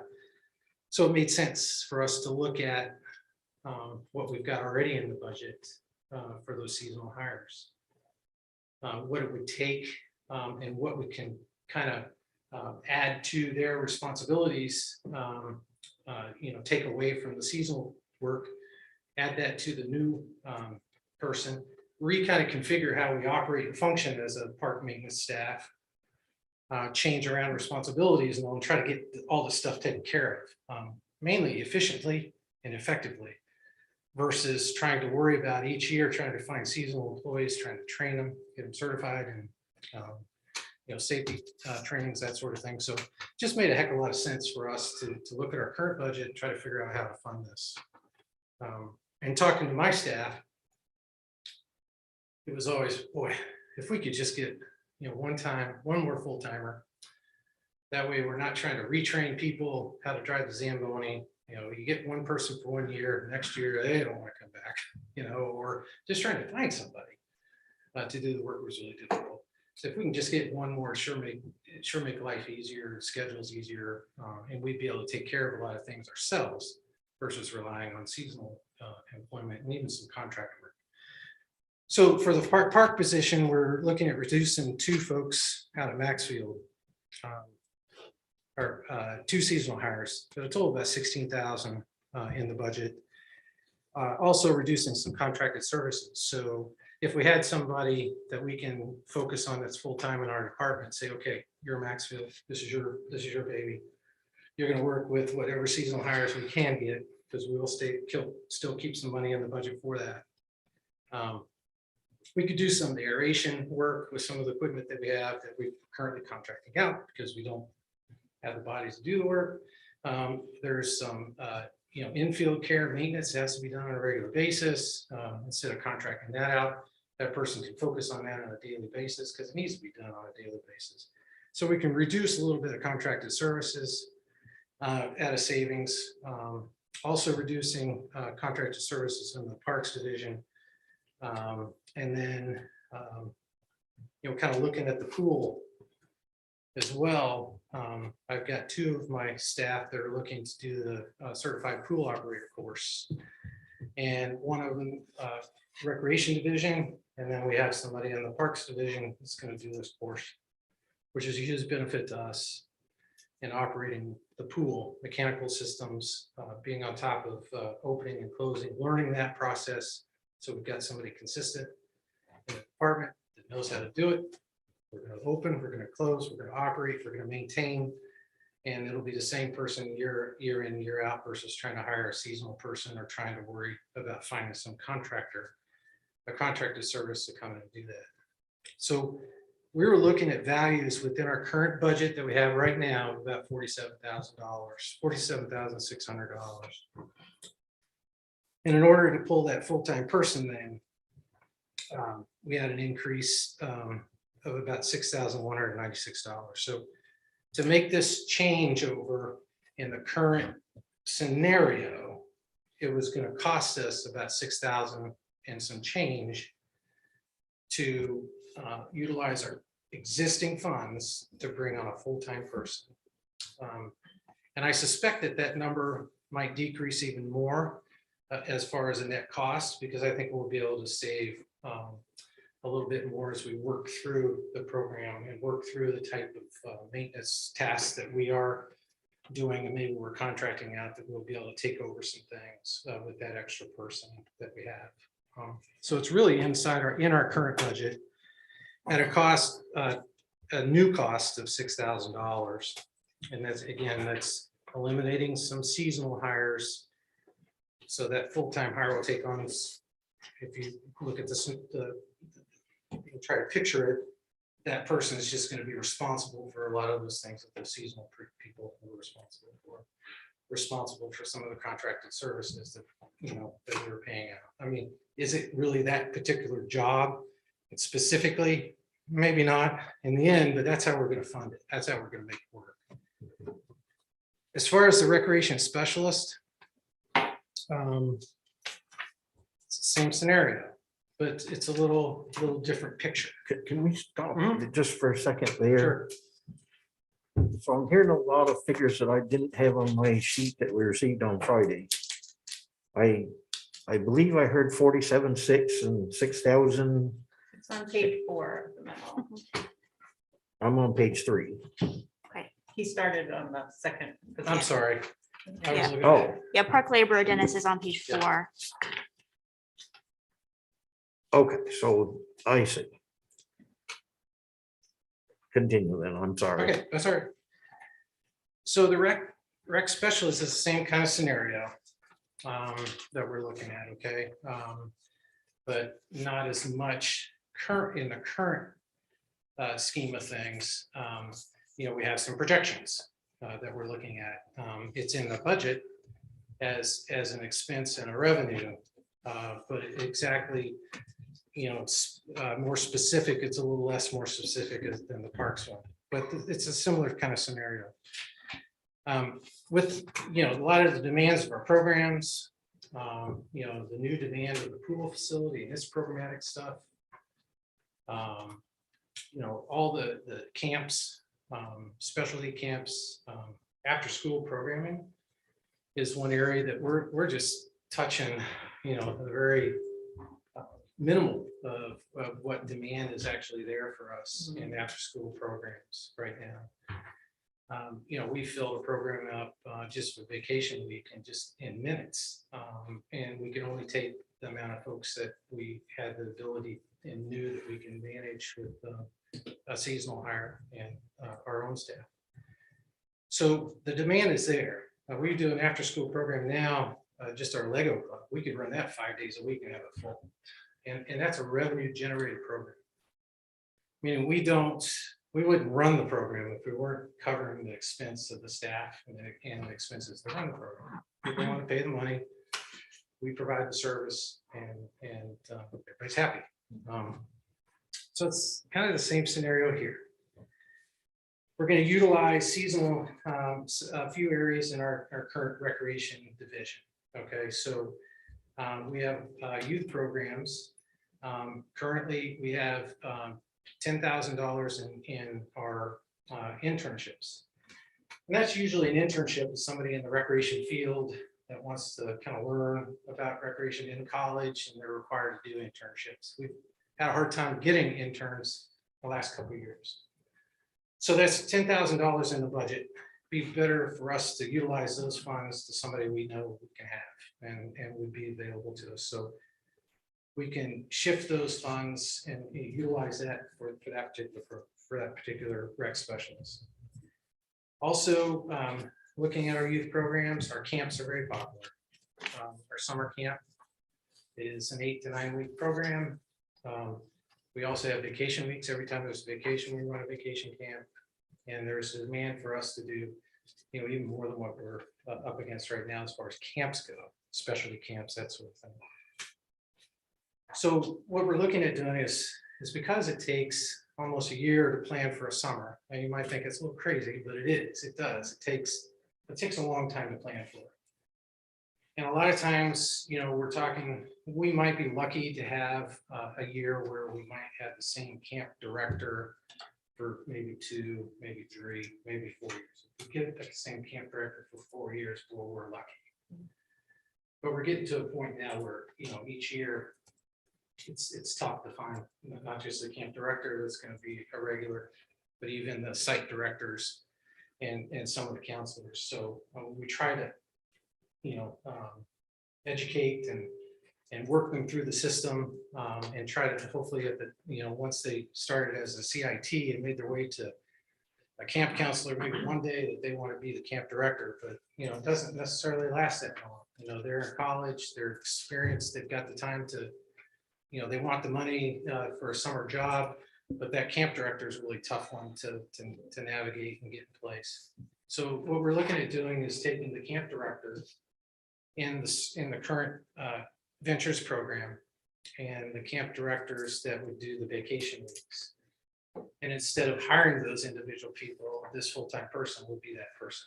So that person will be responsible for the camps and would be able to plan for them year round and actually run the camps during the summertime. So it just made good sense. And that's revenue. That camp director is paid for by the revenue for the particular program. And then we're also looking at stipends for recreation supervisors. So throughout the course of a year, we'll pay, a few $100s here and there, maybe $1,000 to somebody to be like a site supervisor for a particular program. Sometimes it's youth open gym, basketball, or adult hoop. Somebody that opens the gym and maintains it, works with the volunteers, that type of thing, at a lot of our different sites. So we're going to utilize some of those funds because then this person would also be kind of responsible maybe for those sites and those programs that might take place at different schools and that type of thing where we send somebody and have somebody responsible for things. And then the big piece of it was to try to engage in our after-school enhancement of after-school program. There's such a dire need right now. And that person would be responsible for that. Coordinating it, organizing it, running them, that sort of thing. And again, the after-school program would be a revenue generated type of program that we currently do. So we're looking at current budget items of 10,000 and 514 and another 14 and another 5. And then we're looking at, we could generate anywhere right off the bat. We know we can generate up to 40 grand, and that is in the budget right now. an additional $40,000 of revenue for some of the after-school programs, as well as other programs that we kind of identified that this person would generate or help generate revenue for to help offset that cost. And 25 to 30,000 of it would definitely offset the cost of the position. Is what we kind of identify that as the kind of those dollar amounts.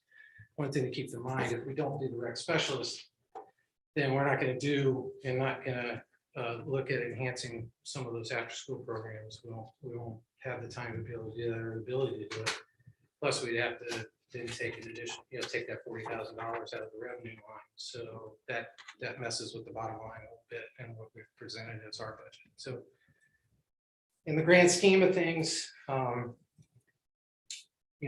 of our programs that we do are try to generate revenue. I mean, obviously there's some that we do special events, and some other things that, we don't generate a ton of revenue, or they're free type of programs, but the majority of the programs that would be involved with rec specialists would be, listen, if you want to run that program, that's great, we're going to run it, we'll do it, but you got to realize the revenue is going to offset the cost, and that's how we function with that particular division of recreation programs, and that specialists fit right in there like that. So I think that's a great explanation, Is it? Scott. Good. Yeah, definitely. I mean, does that answer your question? yeah, Ernest? just trying to. And one of the many things that Scott does do for us that we don't even realize is he is one of the economic developer drivers. If you're a young family and you're looking at a place to go, Scott's programs are second to none in the greater Connecticut Valley region. Except for maybe UVAC. There we go. Okay. Which does have my favorite Thursday night activity, water aerobics. But when I hear regionally, I hear your Parks and Rec department really drives it home. You're one of the reasons why we're here. And so Scott does that work, just naturally being awesome and providing a lot of programs to a lot of different populations of people. As the parent of a small child, I'm excited to see what he can do with some more staffing in terms of providing programming. The correction program, was that stopped because of COVID, or did the state just? That was a state cut, yeah. Okay. Yeah, we tried to get them to reinstate it, and they did reinstate a program, but it was this probation and parole is where they kind of stuck it, and probation and parole has not been successful. You're dealing with, they don't know who they're going to get from the court, and then it's somebody that we really better not put behind them or weed whacker, So Say no more. okay. We do have a couple of those folks doing some hand shoveling for us in downtown where the sidewalks are too narrow to safely navigate machinery. But again, that's kind of as we get folks in and as they're able to physically do that work. So it's not a consistent driver for either Scott or Hannah. One thing, I mean, when we say more staff or whatever, I mean, it's more full-time staff for us. It's 2 additional, but we do staff, a lot of seasonal employees, and we'll still have several seasonal employees, but we're just trying to take advantage of the fact that the labor market is not too well right now. Now, are we going to be able to find that good qualified, full-timer? Boy, I hope so. And I think it'll be better off than trying to deal with the seasonals in those areas. I'm just confused about what was just said. You said we'll still have seasonal, but I was thinking these 2 new people were going to do away with seasonal. Not all season. No. Okay. Wouldn't be able to do that. Okay. I should have kept my mouth. Right. Well, no, Yeah, let me no, get it it's, out there. for example, Maxville will still be looking at, we're gonna try to get an additional, still 1 more seasonal in the budget. The camp, again, it's just that like the camp directors, so we still have camp counselors and other staff with the camp, same with the pool. We're looking at more on the mechanical oversight of the pool facility, maintenance and management of that end of things. We'll still have lifeguards. Yeah. Dennis, is that all your questions? For the parks. just one question. It's an assumption on my behalf. I'm going to ask the question. I assume by adding the full-time people that you want to be able to provide camps and services to these people down in Hartford, we're going to see an increase in revenue. And that's going to be from the ability to put more camps on or have larger numbers. Is that, and in turn, those revenues will help to offset the costs. Am I on the right track here? You're on the right track. I mean, we're already doing programs. Right. We certainly we want to make them more efficient that we currently have with staffing at the level that we need it. And then also adding more programs, so adding more revenue-based programs. So the idea here isn't just to hire more staff and not operate programmatic things that would generate some revenue to help offset that cost.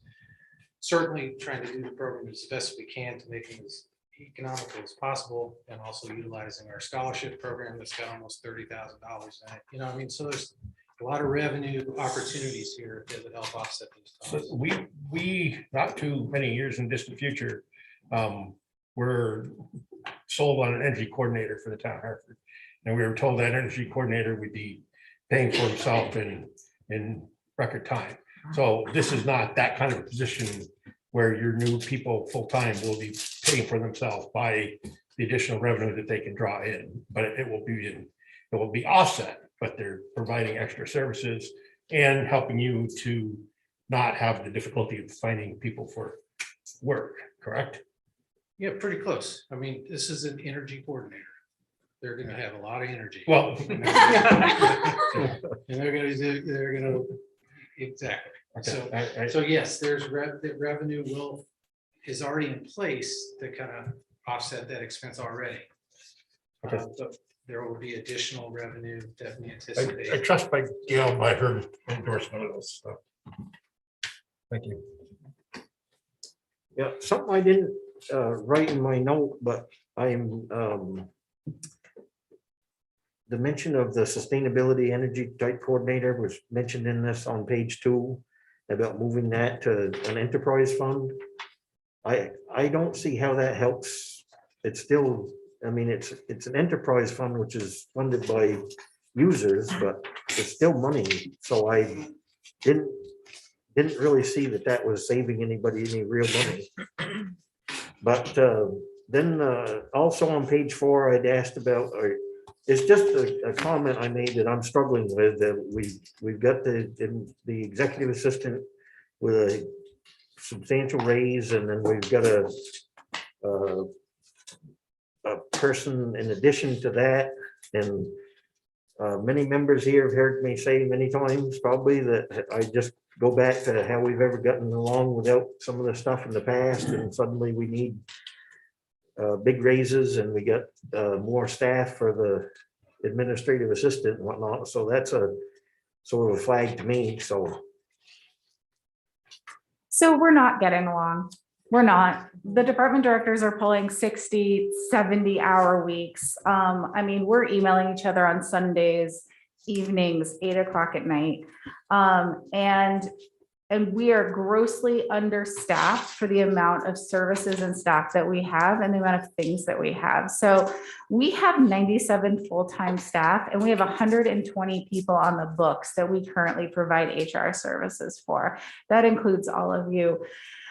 Specifically for just a regular old employee, that is onboarding and offboarding, which means we are calculating your health insurance, your dental insurance, your life insurance, your accidental death and dismembership service. You're coordinating with the finance director.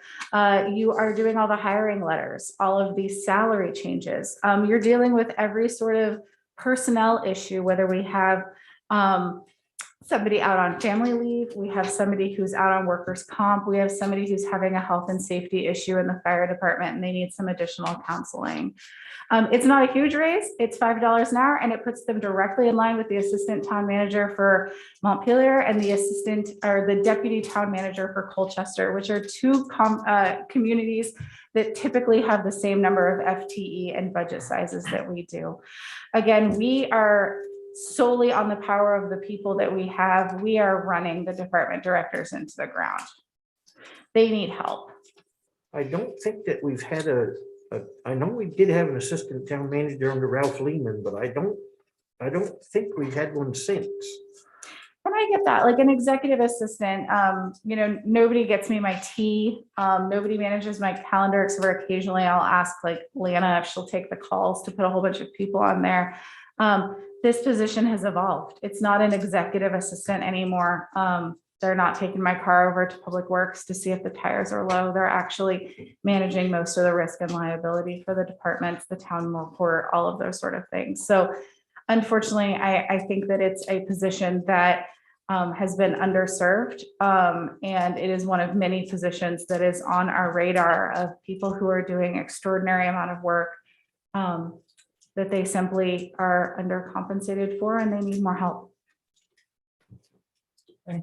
Yeah, I've heard you say this twice, Tracy, and I appreciate you saying all this stuff, but I still really question the amount of work that the administrative assistant has done over the last 2 years versus the work that she has now. I would like to hear from her directly how her workload has increased, because last year we didn't get anything for a presentation that's saying she was overworked, and we had the same amount of staff that we have. And I just don't understand how it is that it's hard for me to justify to a taxpayer out there that we're giving somebody a $20,000 a year raise and we're giving them assistant as well. I don't mind the assistant. I don't mind the raise. When we combine the two of them, I have a hard time swallowing. It's that. not an assistant.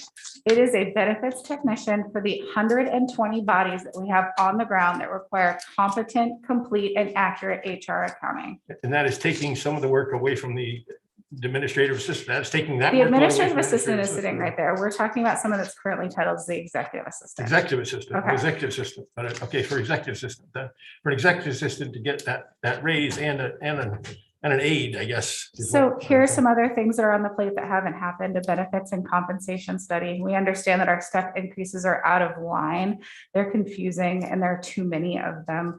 We need to better understand that and right size our salary and benefits with other towns in Vermont. We have ideas about training, both townwide and targeted training programs through police, fire, and public works. None of this is able to happen right now. So something I learned long ago, though, that the dollar in your pocket is only half of it. The amount of support you get from your management and your team approach that you have the rest of your employees is 3/4 of what you get. And for somebody to just be stretching out their hand asking for money at that point in time, that's not the kind of team players that I think we need in the town of Hartford. I think that we need to compensate people securely for what they get, but we also need to make sure that they get thanked and know that they're part of the team and they get the support that they need. And to me, that's adequate without doing what we're proposing. This is just a lot to reach for in the difficult time that we're in. I mean, you look at, everyone's seen it. Everybody looks at what happened with the pool, not the pool, but with the school.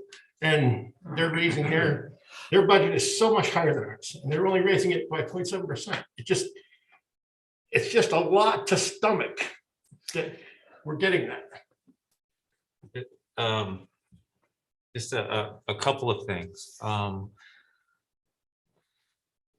Lanny, I can understand what you're saying. You do have to remember that last year was a flat budget, so there was no increase whatsoever.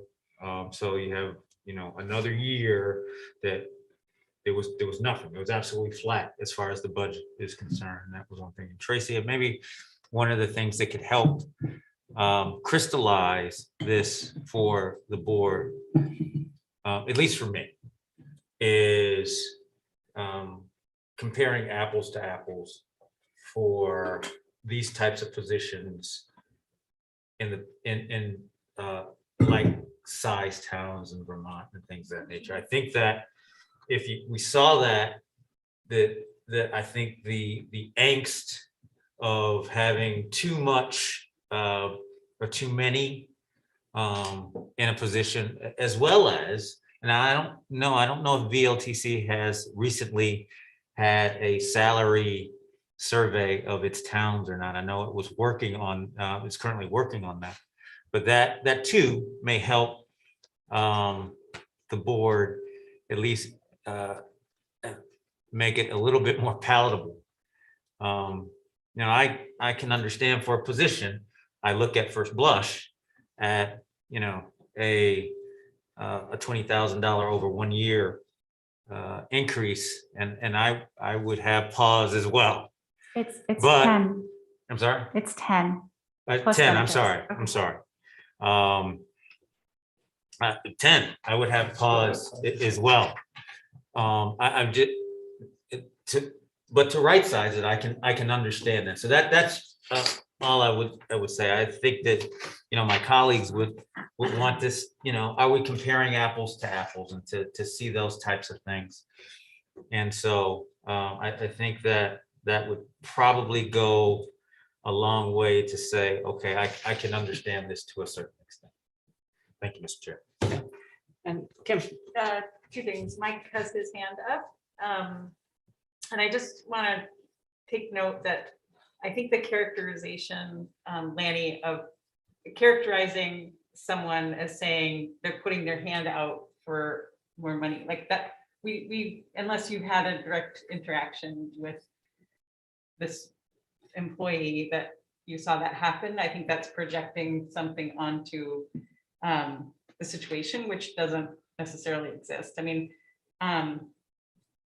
I feel like for the budget cycles that I have been in, that we have held back, and I do think, like what Tracy describes, is how much we ask of our departments, especially our department heads, and their dedication and their loyalty. Like, this is the economy we're in, this is the town that we're in, and paying a living wage and paying a value of a position that is so critically important. I'm fully in support of it. That's all. I feel like we have been underfunding staffing for at least 4 years that I know of. Mr. Chairman, yes, if I may,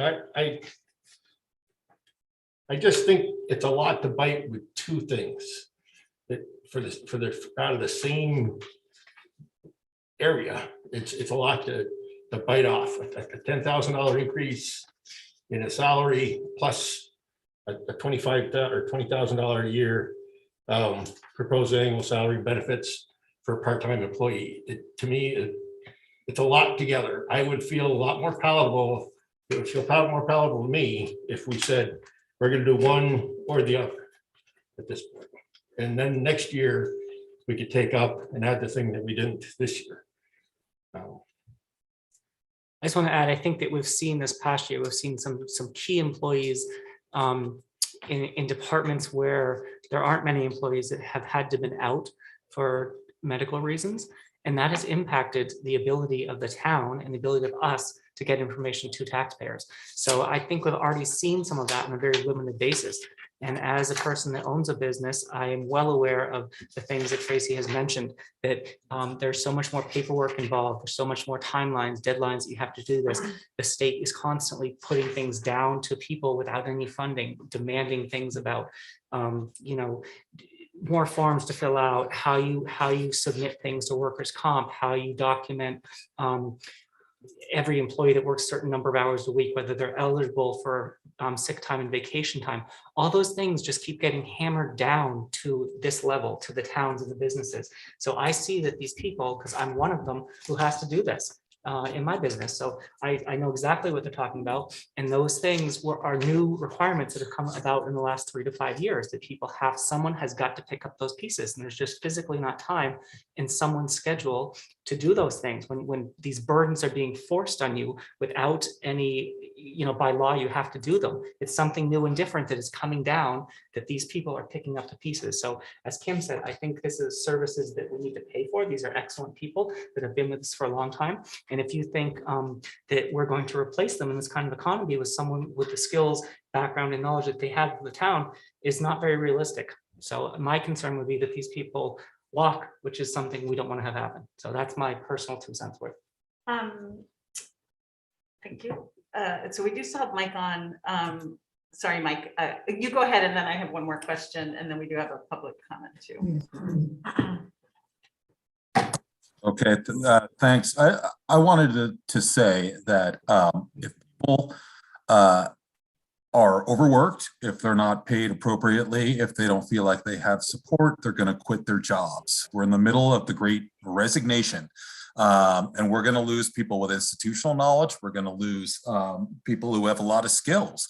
I've heard nothing here to suggest that this is just throwing money after someone because they put their hand out, which is an incredibly unfortunate characterization of our hardworking town employees. Dartmouth College alone has 200 job postings. Towns like Lebanon would be happy to get some of our excellent civil servants. So it's just the reality. You have to pay people fairly or else they're going to leave and we're going to be in a lot of trouble. Thanks, Mike. Tracy, I'm sorry that I didn't ask this sooner and I might be misinterpreting this, but is the benefits technician position going to serve as the public information officer? No, we don't anticipate that they'll have that much capacity. They may help with public records requests, this position, because we do have ebbs and flows in hiring and onboarding, and we have ebbs and flows in the natural cycle, but we have a contracted position because those will be on a project basis. So it's not a staffed position, it's a contract position. With the public information officer? Yeah, it's in my budget as a communications consultant. Where's that? I'm sorry. It's 10/121, 318. Okay, thank you. And then do you want to take a member of the public? Sure. Sorry. Is there more than one or is there? Oh, wait, they put their hand down. Okay, so never mind. Okay. And there's no one else there. No one. Oh, no, it's back up. Jer, which I'm guessing is Jerry, maybe. Go ahead, Jerry.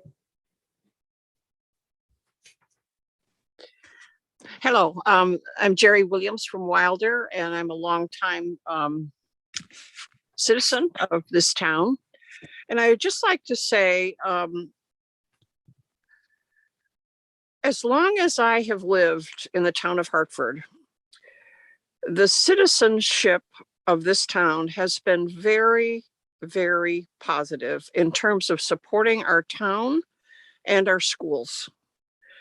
And having worked in a different town and having faced many, many questions at budget meetings and at town meetings or their annual meeting, I see that the attitudes and the acceptance of the people of this town have always been very supportive.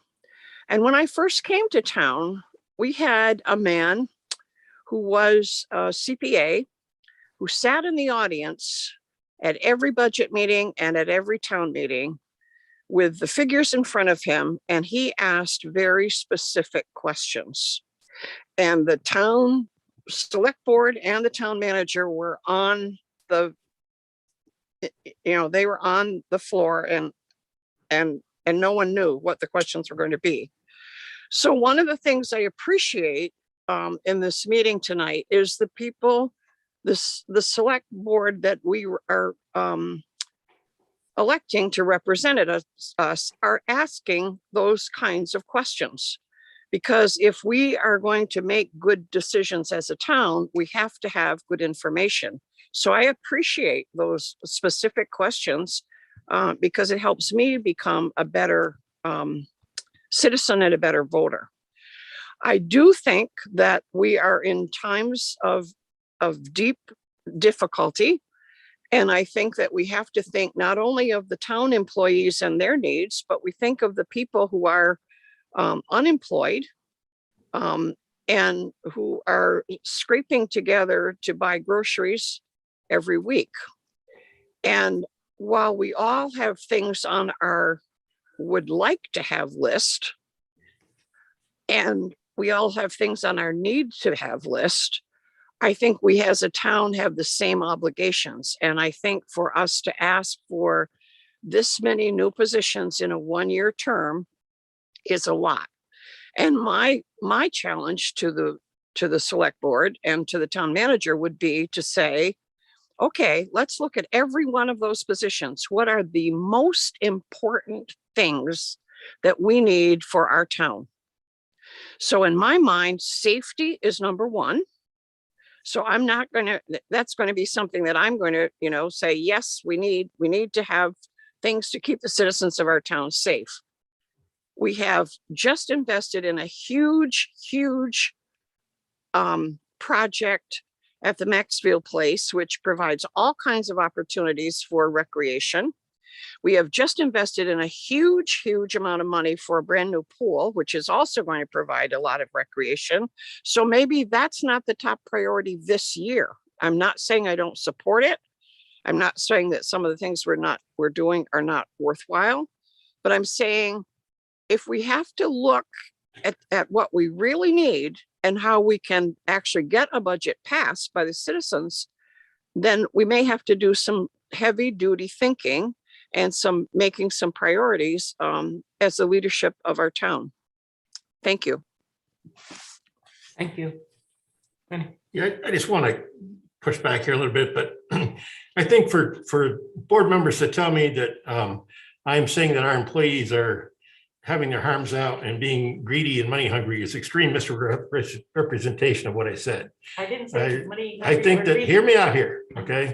I think that what we need are employees that are paid well, but I think employees need more than just money to be to love what they're doing and to be where they're at. To me, if I got to thank you and I could appreciate and know that my bosses were out there working for me, and those that were behind me in the trenches were working for me, did a lot to serve me in a lot of capacity rather than an extra dollar in my pocket. And that's the kind of thing that I think our town needs, is to have more support for the individuals that work in it, both from leadership position, meaning our town manager and our select board. And I think they would appreciate that just as much as an extra dollar in their pocket. So I don't appreciate being labeled as somebody that's saying our employees are extending their hand. And I take very much offense at that. I take offense at that, so.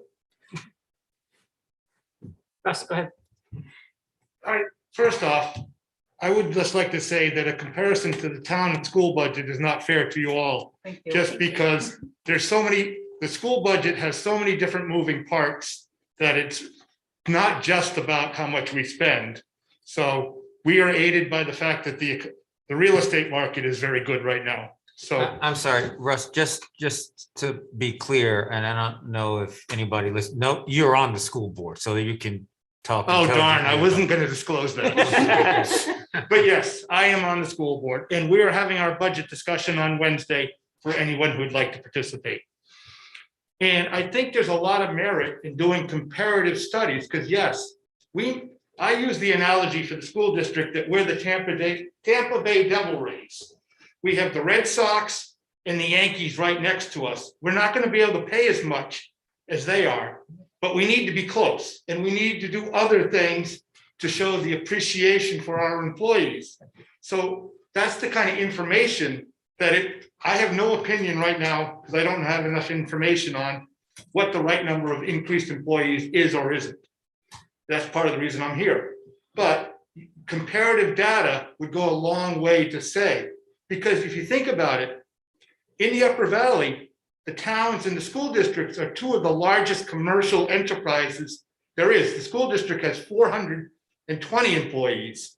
So it's kind of hard for the average taxpayer to understand the size and scope of our activities. I mean, as was discussed, our budget is $43 million this year. So I don't know if maybe Hypertherm and a couple others generate that kind of revenue, but most businesses don't. So it's just something when you go about thinking in comparison, I think that's just very valuable. Russell. I think that in some of the presentations from the department heads we heard in October, November, some of that information was shared about in towns of equal size and what they have for staffing. So I can't remember the specifics, but I know Public Works gave some examples of that, as well as the other departments. But that information was shared previously in the budget discussion about comparable towns, if I remember correctly. you can't share it enough. Right, right. Good point. So anyway, so if anyone's dying to go back and watch those old meetings and see those comparisons, they exist, I think, from the department heads, but perhaps that's a note for the future that we can somehow do a summary of that a comparison based on this information that we gathered tonight. So that would be good, perhaps. And again, for this position, we looked at Colchester and Montpelier. Dennis, go ahead. Thank you again. Mr. North, thank you for saying all that, but I guess I was in the position of thinking that the school board gets a big attaboy, attagirl for prudent and planning and so forth, and being able to maintain your budget to a 0.7, I believe it is. And so I just think that when voters go in to vote for that, they're gonna say, this is a no-brainer, we're gonna do it and whatnot. And so then our budget shows up in there at whatever it's gonna be, 5, 6, depending on how you look at it, it could be 9. And so the people be scratching their head and say, what's the town doing? And I really don't want to see this thing fail, but that could happen if we're not careful. Thank you. Kim, go ahead. Yeah, I think, also, thank you, Russell. I think there are things to consider there, and like 1% of a $43 million budget is comparable to 5% of an $18 million or $17 million budget. The actual dollar amounts are not that significantly different in the scheme of things. But also, like, there have been years in the past where we have had considerations as a board about how sensitive we were to any increases during times when, like, the Wilder School bond was up, that, you know, we were kind of conscientious about, okay, we've got the pool bond this year, but the school doesn't have, you know, like, when we might kind of consider that it's time to kind of face the music on what the expenses are that we need to address. And there aren't any big bonds for the school or the town on this particular ballot. And so I think it's just another factor in the whole consideration. Good. All right, folks, so how would you like to move this forward? Well, I still have. Oh, sorry. Can I just answer one question about the energy coordinator? Dennis, you had mentioned that. When I was going through and looking at the workman's comp, I found that the energy coordinator was put in 100% into the general fund. And that position has always been shared with the general fund and the enterprise funds. So I followed up with the department of, the department head for Public Works, because that's where it's shared with, and she verified that it was already included in there. So there was a reduction in Fund 10. I did reduce it down from the 56 down to the 39,000. You had asked about that, so I just thought I would let you know. So in addition to our 408, 150 and 29, now there's another adjustment there. Yes, if you looked at line 10, 121, 101. What page? I have no idea what page you guys is what you're looking at. I'm sorry. I have a bigger report than what you have.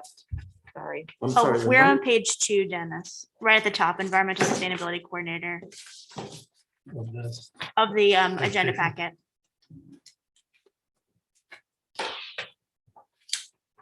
Okay, there it is. Yep. Okay, so 10, 121, 101, 0355.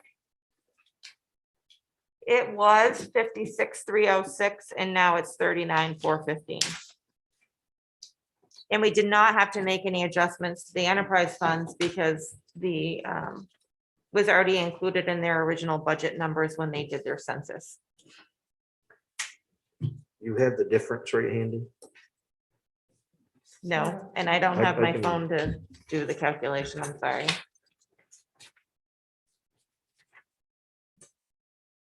It's about 16,000 Yeah. roughly. I can, yeah, It's this it's is my about math whiz. I 16,000. can do it without looking, but 16. 16, that's, okay. Thank you. Other questions, Dennis? Yes, please. My computer keeps going to sleep on me. The next thing I had was about firefighters.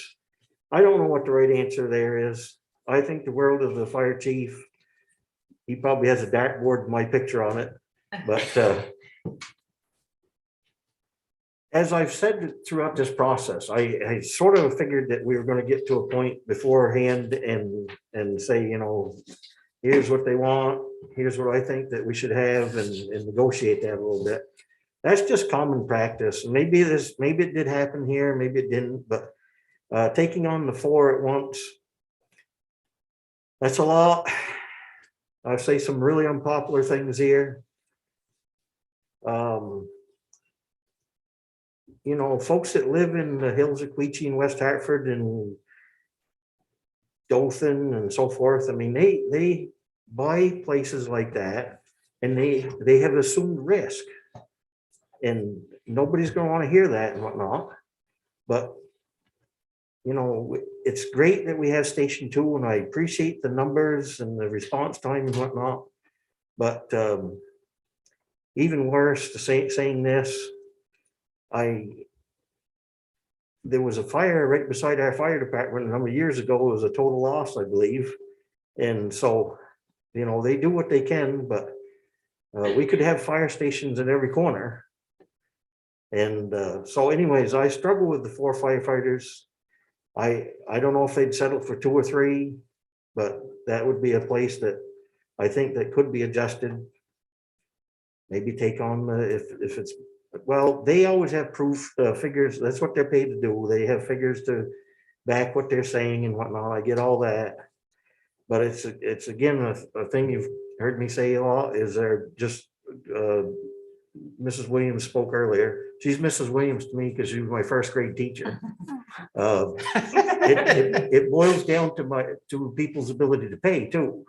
So yeah, we could have fire stations everywhere. I mean, it was brought up in a couple 3 years ago about putting one in Wild and so on. So I don't know. I just struggle with that. So.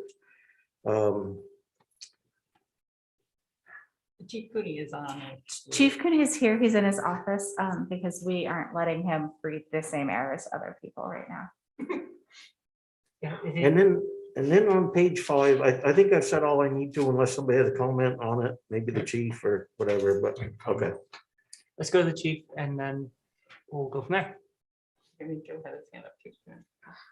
Yep, I'm here. Dennis, did you have specific questions you wanted to ask regarding it or about Station 2 or about the 4 firefighters? Or how would you like me to approach an answer? Actually, can I just jump in real quick, Dennis, if that's okay? Board member Major has a comment. Sure. When I went out and you gave a tour of Station 2, you mentioned the response time to that area of Hartford had gone down significantly. What was that time again? So the 90th percentile, so 90% of the time, we reduced response time by 5 minutes and 44 seconds to emergency. So thank you, Chief Cooney. One of the things I have to disagree with you, Dennis, is we're responsible for every citizen in this town, whether they live in Wilder, Hartford, West Hartford, or Queechee. And it is our responsibility to try to service them as best we can. And if we can service them, particularly when we talk about public safety, and we have an opportunity, we've already built something to do that, then it is our responsibility to try to do that. Now, you talk about negotiating, and I'm willing to do that as far as, you know, maybe we have 3 and instead of 4. But I cannot agree with they assume the risk. Once they come into this town, they are part of our responsibility. And if we can service them as best we can, particularly for safety, it is incumbent upon us. Joe, I appreciate everything you just said. Think of you dearly. But, you know, there's people that have built houses that the fire department can't even access, period. They're like on a huge hill or something. And there's no way to get a truck up there. This is some assumed personal responsibility. If you're going to build like that, you have to know it, that, you know, I'm going to forfeit, you know, any immediate response. So I have a very hard time arguing against public safety.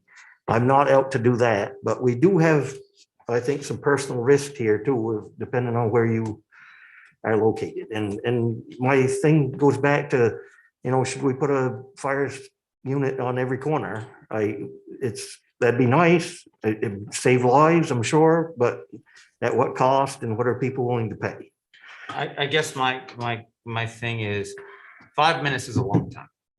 And Lanny would know this better than I would, being a former firefighter. But that's a long time. That's a very, very long time. And it's a long time in an emergency situation. And if we can reduce that time, particularly in saving someone's life, you know, I agree with you on the point that there are some houses up there that definitely you can't get to. Looking at houses in Queechee, I got stuck one time, and that's another story altogether. But I kind of feel strongly about. I understand. I absolutely understand what you're saying, though. But and even negotiating and maybe we have 3 instead of 4. I can, but I think we need, and then maybe bring the 4th and another budget side.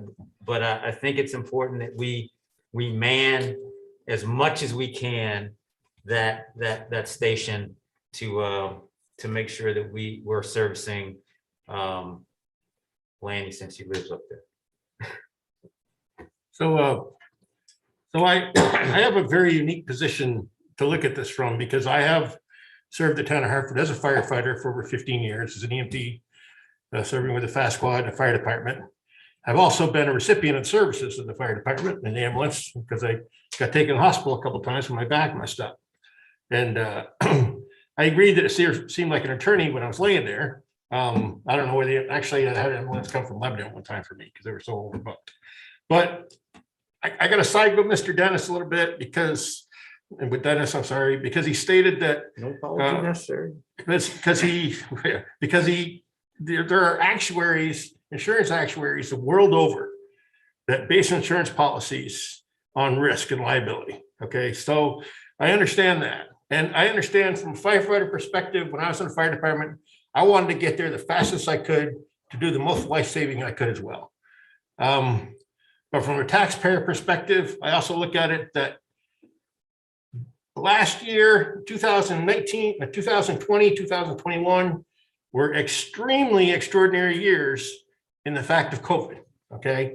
We had years that hopefully, I hope, knock on wood, that we will never repeat again, okay? 2022 is not starting out so good, but I hope we never have those years again.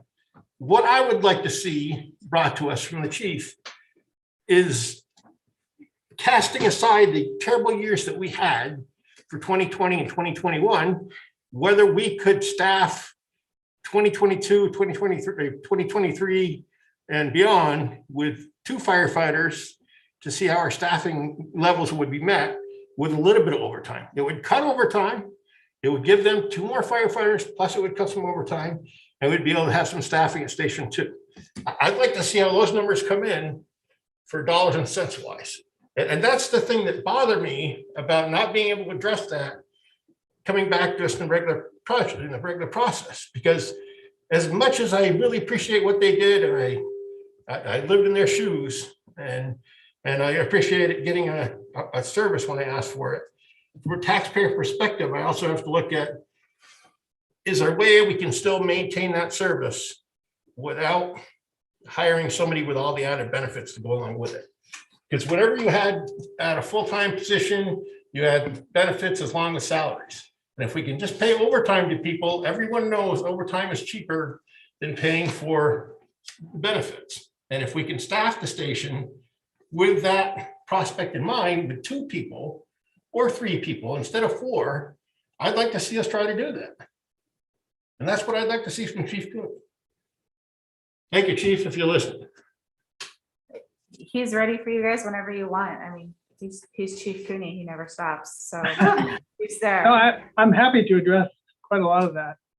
So anyways, in the budget design, the purpose of the 4 firefighters, the goal of the 4 firefighters was to provide what I gathered from the board, which was the intent to equalize emergency services across the town by opening Station 2. So the 4 firefighters gets you Station 2 100% of the time, and it goes to begin to address our increased our increased level of call volume that we're currently having. So reducing that ask is a question of risk and how you want to apply that. So one of the duties of the fire chief is to assess risk across this community, identify gaps in service that the fire department provides. And then my team and I develop strategies and tactics to mitigate these service gaps and these risks. So in this budget year, we're trying to address 2 risks and service gaps to the community. That is equalizing response time and fatigue on your current staff here at the fire department. So we're talking about the risk to the community, which is that inequity in response time.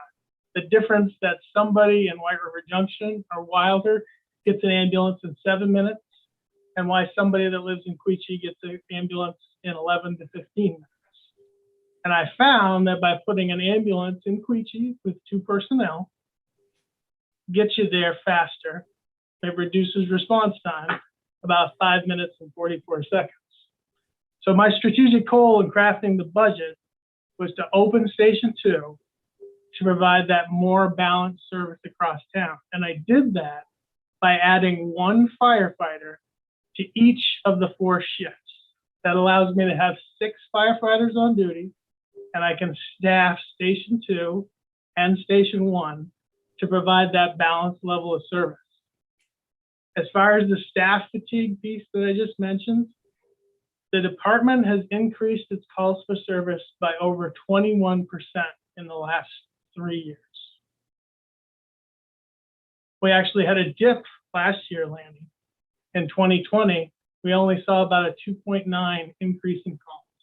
And the previous year was a little bit higher than that. And then this year, we saw 13.4, I think, is the number, to get you over that 21% threshold.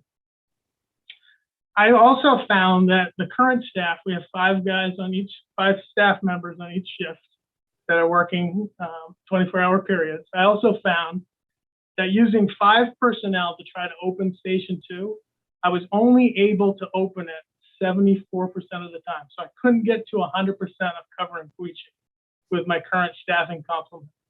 And that was offering unlimited overtime to staff to fill those shifts so that I would be staffed to the level where I could open the Quechee station. So the first portion of the year doing the study, we were only at 74% of the time I could have Station 2 open. Towards the end of 2021, it dropped down to 66% of the time because the staff couldn't just handle the capacity of the overtime and the calls, and me combating their leave time as well. So we know that the community risk is addressed by staffing Station 2 because it reduces response time. And I think I captured during the budget hearings that was the goal of the board to staff Station 2 and provide that level of service. So that's kind of what this budget reflects. So by reducing staffing, you would get less than the 6 I see as needed to provide Station 2 coverage. So we'd have to assume risk on one side of the equation, right? Either to the community by not staffing Station 2 some of the time, or to the staff by trying to backfill all those vacancies with overtime.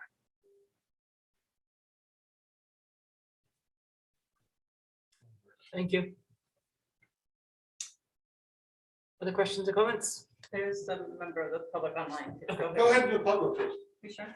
Well, you're public too, I know. I'm not worried about it. This person hasn't spoken yet, though, so go ahead, Marcy. Hi, thanks, Kim. Marcy Bartlett from Wilder. Budgets are rough, man. They put town meeting in March so that people couldn't get there originally, right? And back in May, everybody's happier. I see both sides of the argument. It's great. It would be great to have more fire staff. I liked Lanny's compromise. I think there's merit in that, but it doesn't sound like that achieves what Chief Cooney is recommending that we do. At the same time, I'm hoping that we can all agree on a way to lower the final dollar amount that will be brought to the public to vote on.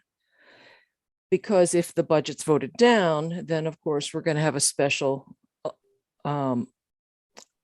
voting at a further cost to the taxpayers, which we tried to avoid that for the whole cannabis conversation. So now it's going to be on the warrant. But can't we apply that same desire to this much broader discussion about the overall budget? Perhaps there's other increases that we could decrease to get the final dollar amount significantly lower and more than the 500,000 that was proposed.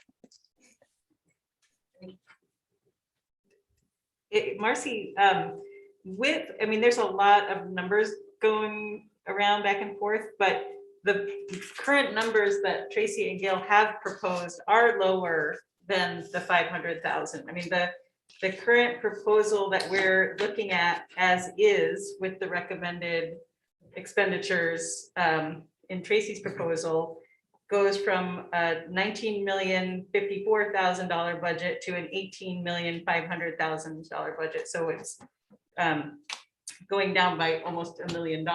We also lower the unassigned fund usage from 1.4 to 1 flat. So with some options there. It which is I an do wanna increase get. of $72, but It's not 110 or 2. No, and it's $72 for. Right.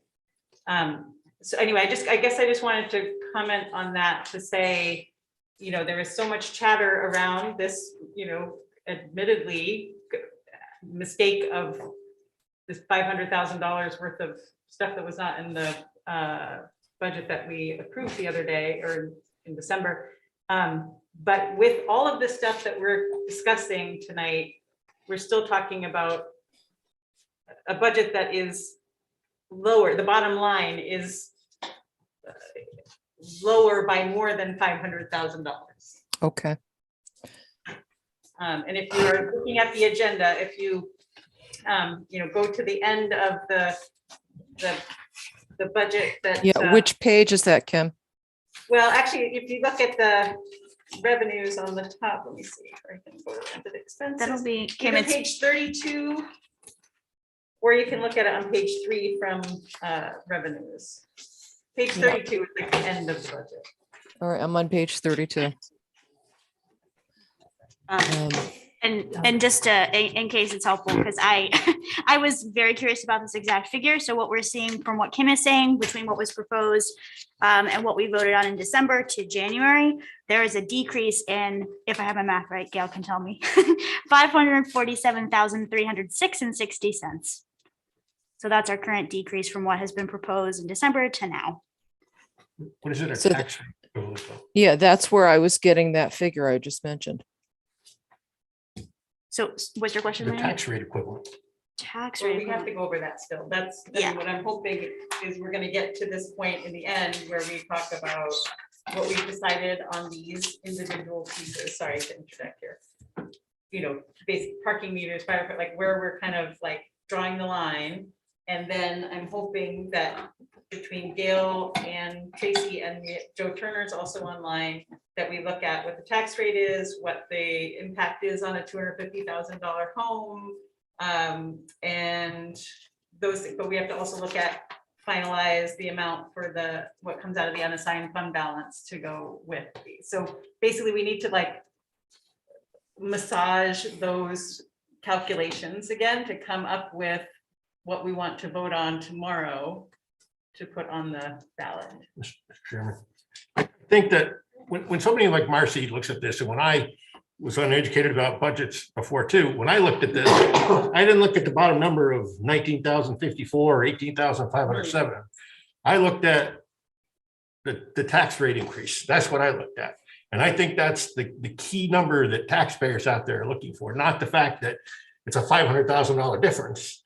I'm still concerned as a taxpayer, what this impact is to the taxpayers, to the town of Hartford, the increase to their taxes, because it's still an increase to their taxes significantly higher than what we first initially started out at. When we first initially looked at the budget, we had told the town manager that we didn't want to, we talked about not going any more than 3%. She pushed back on us and said that we probably can't do anything less than 5% if we look at CAP, okay? Well, we haven't looked at a darn thing on CAP, and now we're up to, what are we at now? So that's the process that I'm having a difficult time dealing with through all this, is that, we try to stay with less than 3%, or 3%, around 3%.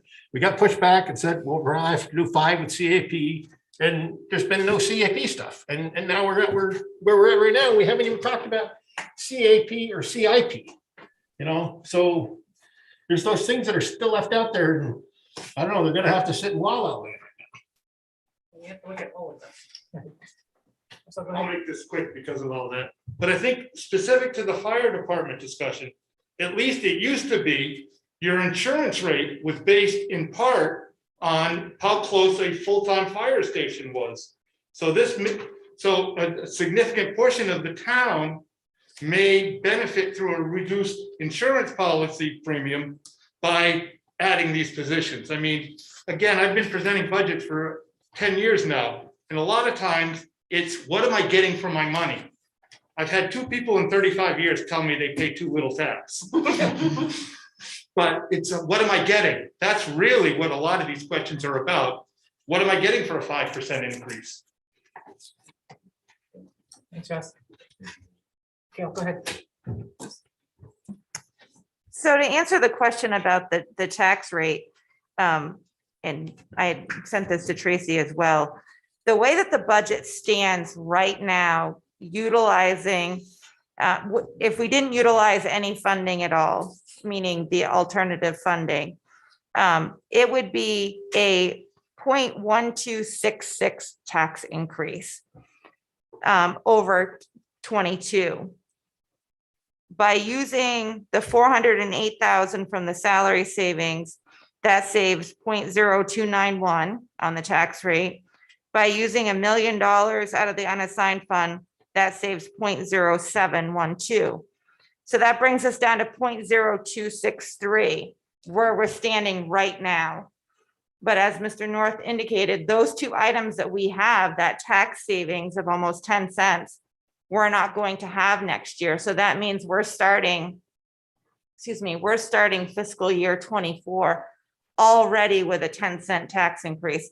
So I just want to make sure that everybody understands, that everybody here, everybody at home understands that's where we're starting at. Thank you. When you say 0.1266%. No, that's cents. Cents, okay, I was like. Per hundred. So 12% or almost 13%. Right, so as it stands right now, the increase would be 65 for the municipal portion only. The increase on a $250,000 home is $65.75. With 1 million out of the unassigned fund? In the 408, correct. So if you take that away, depending on if you go up or down, I just wanted to let you know where you're starting at, so you understand if you add more, your tax rate's gonna go up. If you take it away, then it's gonna be reduced. And I think that answers, Dennis, you had that question in your email as well. You wanted to know where the tax rate was at. So the budget that you have presented in front of you represents the numbers I just gave to you. Which is less than 3%. It is 0.0263 is what the increase would be.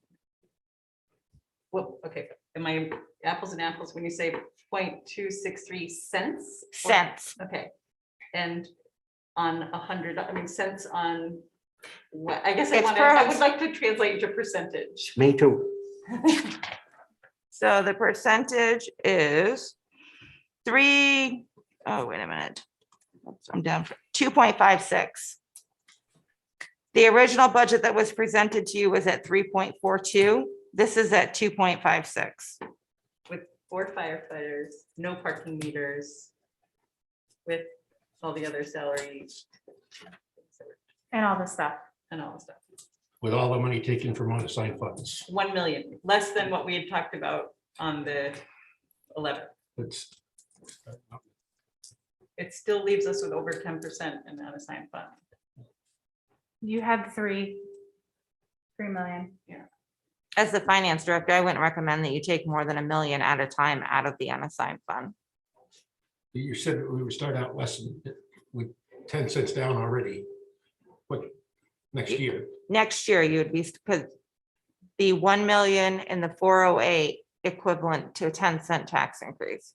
Right, so we're already 10 cents down. So next year, if you intend to take another $1 million out of the unassigned fund, that would save another 7 cents. But that's not putting in the $200,000 for parking meters that a lot of this board wants either.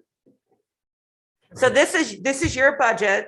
You know, the recommendations that Tracy and I put together is the best that we could come up with, is the best that I could come up with in 48 hours.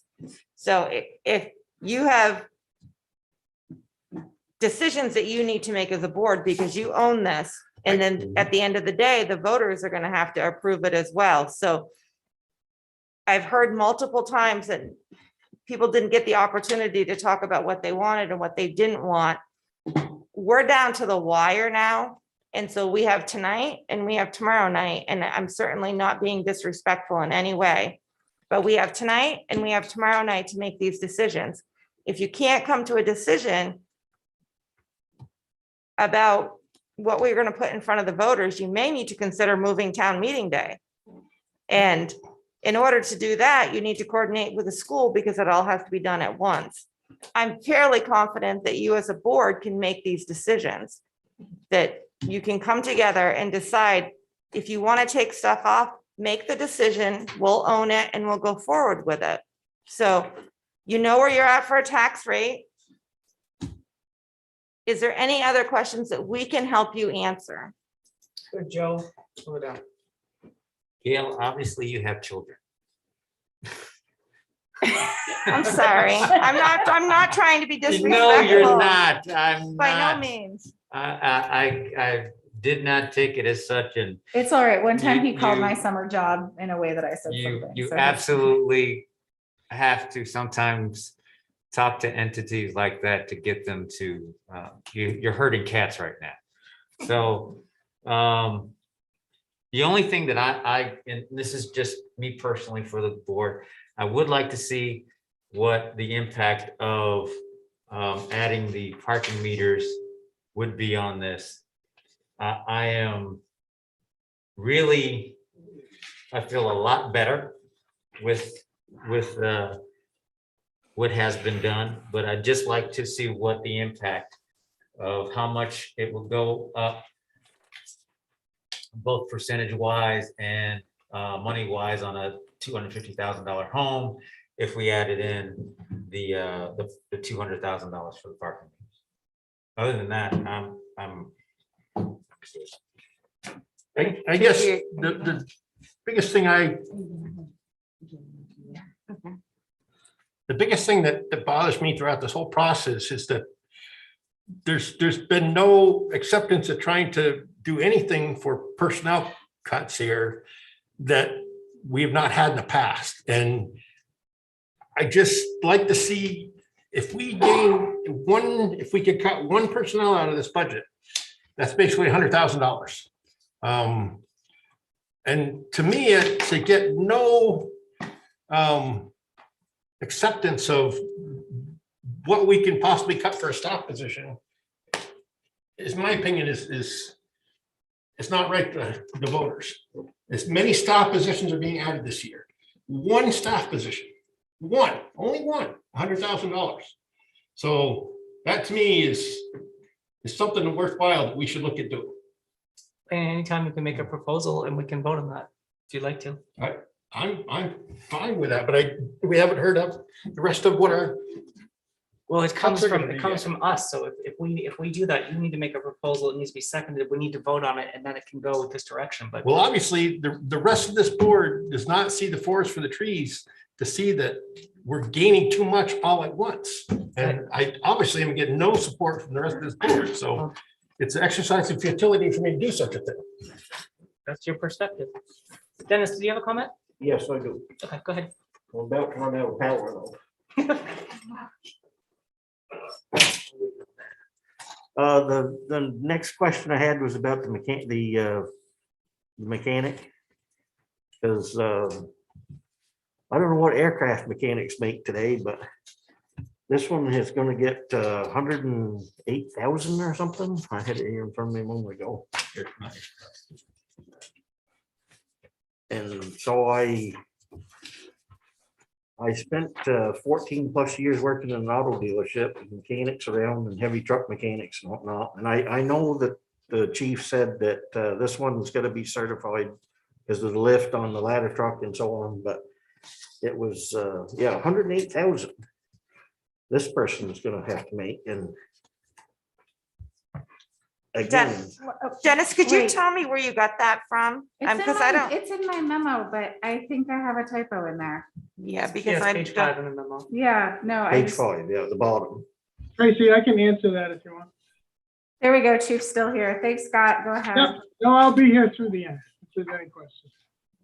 So Dennis, the base mechanic salary is 33, I have budgeted for $33.98 an hour.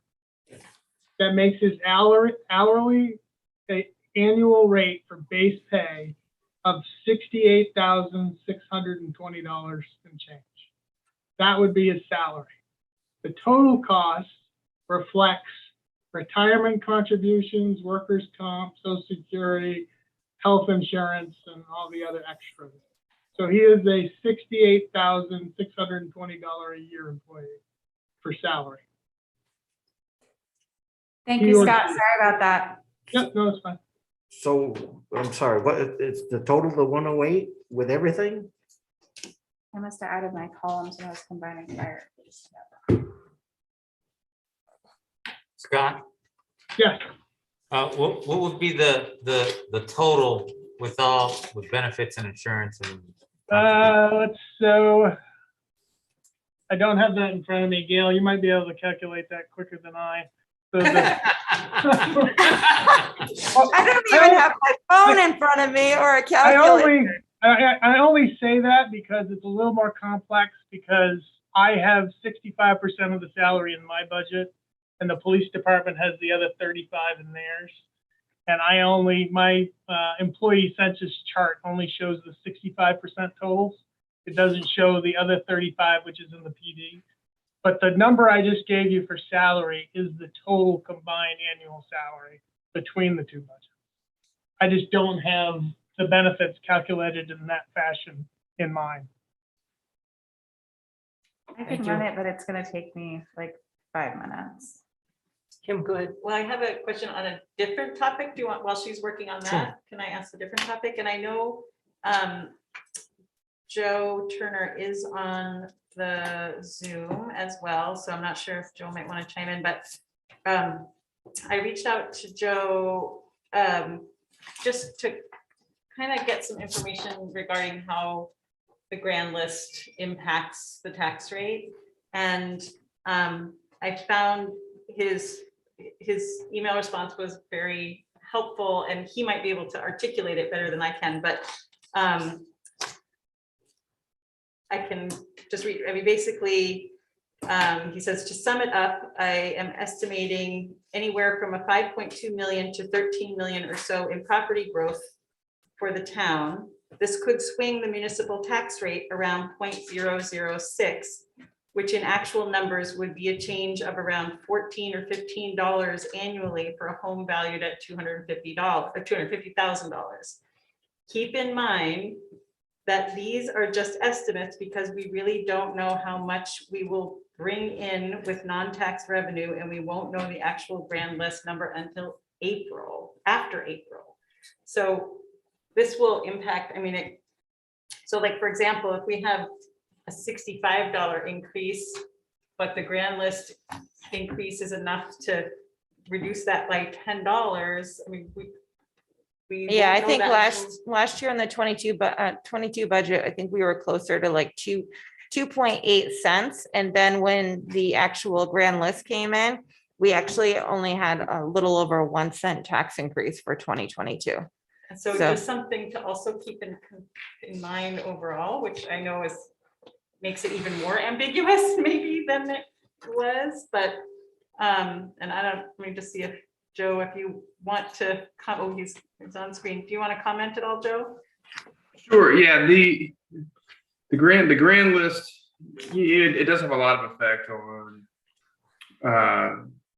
the town income, but I mean, these are estimates. I mean, I wanted to kind of drive that home too. Like, I mean, we're talking, like you said, millions of dollars differences, and these can come through appeals. When things go to the state, who knows what happens? I mean, yeah, the estimates that I gave you on the grand list are just that. They're estimates. They're educated guesses on what to expect come April.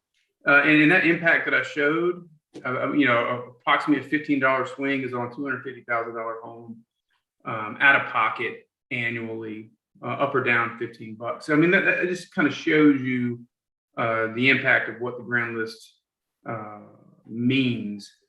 I don't know. I think a lot of times, you guys talking about meters at 200,000 and whatnot. I mean, that could be a potential impact of anywhere from $35 to $40 out of pocket for a $250,000 home. And again, another thing to keep in consideration, this is all ad valorem too. So this is like, these are estimates. If you've got a $2 million home, I mean, you can imagine what you're out of pocket instead of that amount.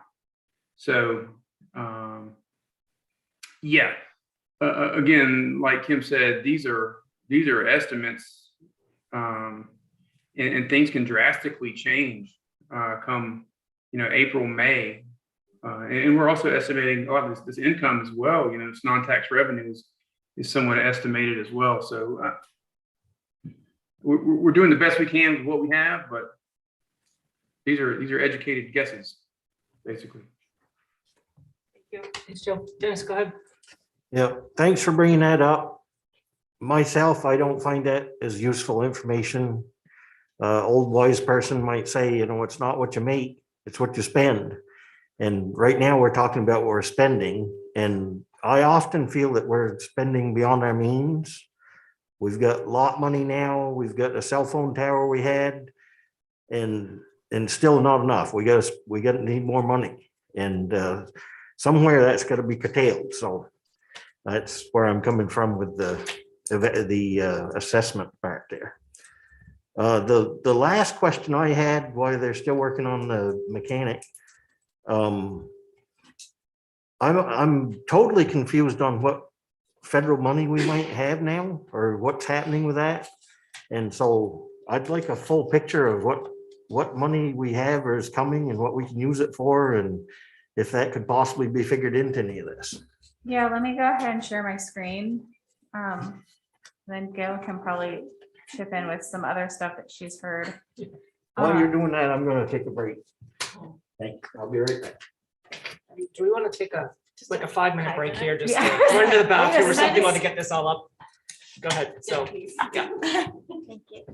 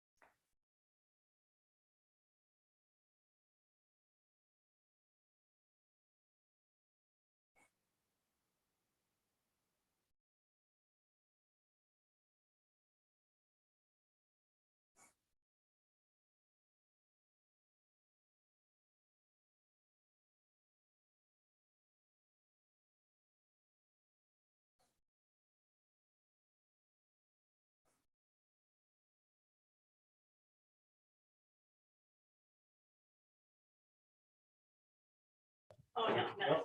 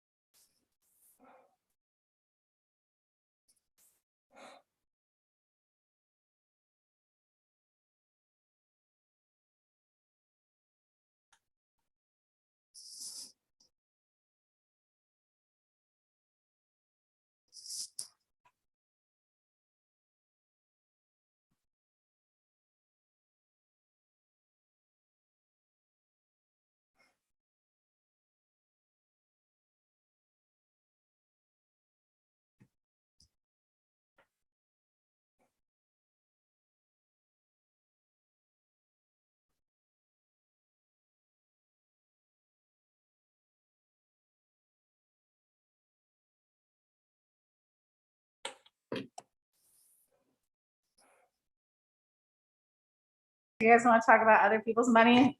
All right, federal funding. ARPA was signed into law. We talked about it this summer, right?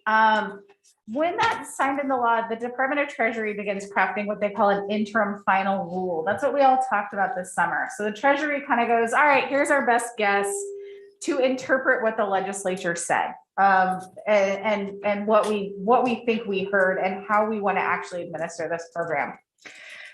That's when we talked about that there were 4 main areas. There was some community programs, there was premium pay, there was broadband, and there was water and sewer. What we heard from VLCT and from compatriots is there were many little towns, and we qualify as a very little town, right? Because they're dealing with everything from New York City to Berkshire. Said that those were really difficult things for them to find allowable activities for. If they didn't have a water and sewer and they only had 600 residents, what were they going to spend their $250,000 on? Treasury releases its final rule on, what is that, Thursday? It's been less than a week. It's effective April 2022, and it has greatly expanded the allowable activities. Most of you, I think I forwarded you the email from VLCT. VLCT is saying, hold on, don't actually spend your money. So you're like, wait a second, Tracy. We got $1 million coming down from the state. And then the feds told the state they had to give us the county money. So we got another 1.8. So we got 2.8 sitting in a checking account, waiting for us to spend it for ARPA. And VLCT is saying, hold on, don't start to encumber that money. Don't start to put it down on the ground yet, because Vermont got $1 billion in ARPA, and that's going to come down. And VLCT is saying, wait, don't even worry about the Vermont money because the Infrastructure and Job Act just came down from the feds. And right now VLCT is estimating over $2 billion for Vermont. So I know we want a good answer. But the weird thing is we can't totally commit until we know what other people's monies we can use. Can we use the Vermont ARPA money for something over our ARPA money? Is the infrastructure bill going to actually pay for sidewalk and road improvements? Is that not even going to be our money or the ARPA money? So this is where it gets a little confusing. Is that right now, and I think I wrote this in my memo, let's grab this back a little bit. And Gail provided me a scenario that relies on the ARPA money for the sidewalks and funding the VA cutoff bridge. Here we go. We're gonna lob a stick in this process. It reduces the burden on the unassigned fund and or the taxable income. That's up to us. But it requires the board to formally make that decision closer to the end of fiscal year 2020. Hence, fiscal year 2022. And some of you might not be sitting here, and all of you might be sitting here. We don't know that either. So we have some more options on what that would look like on the tax rate. We can totally all raise our hands today and say we are committed to taking a portion of this funding that we know is going to come through one of those three mechanisms for infrastructure, for ARPA, or for Vermont ARPA, and we'd like to tag it in there. But y'all can't really formally make that decision until we get closer to the effective date of the final rule. And VLCT is cautioning us that we sure as heck don't want to sign any contracts or actually spend any of this money and give it to other people until we know if we can actually use the state's money or the infrastructure money. So that's a big old pile of cold spaghetti. So if whatever the sitting board is, can make a decision in June 2022, and if one of those decisions is to allocate the 225 for the VA cutoff bridge, could money that we took out of paving for that go back into paving at that stage in the budget? Yeah. Yes. And then saying, what's the status of the sidewalks? Like, is right now the current budget, do we not have this 150,000 from something? No, it's in there. It's in there. It's in there. So kind of, so same thing wherever we were taking that out of. Okay. Great. Yeah, my question was just so that end of fiscal year 2022 is the timeline for when we would know about all of these various things, roughly potentially be able to make a decision, or like, are we going to be getting, maybe not we, depending on who's on the board at that time, are going to be understanding how the Infrastructure and Job Act is going to come down at a different time from like the other state ARPA, like, or are we, maybe it's impossible to know that, but I'm just like thinking about the timeline of when we have the information we need. I'll hear what Gail has heard from her little birds in the world. Did you already go over the actual funds that we have in our hands right now?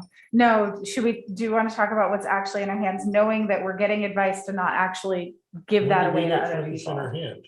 I can't hear you. When did we get funds in our hand? So we received $500,198 in August.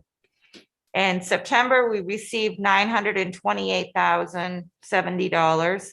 So for a total, we have in a separate bank account that is controlled by the select board, meaning only you as a body can determine what it gets spent on. We currently have $1.428,268.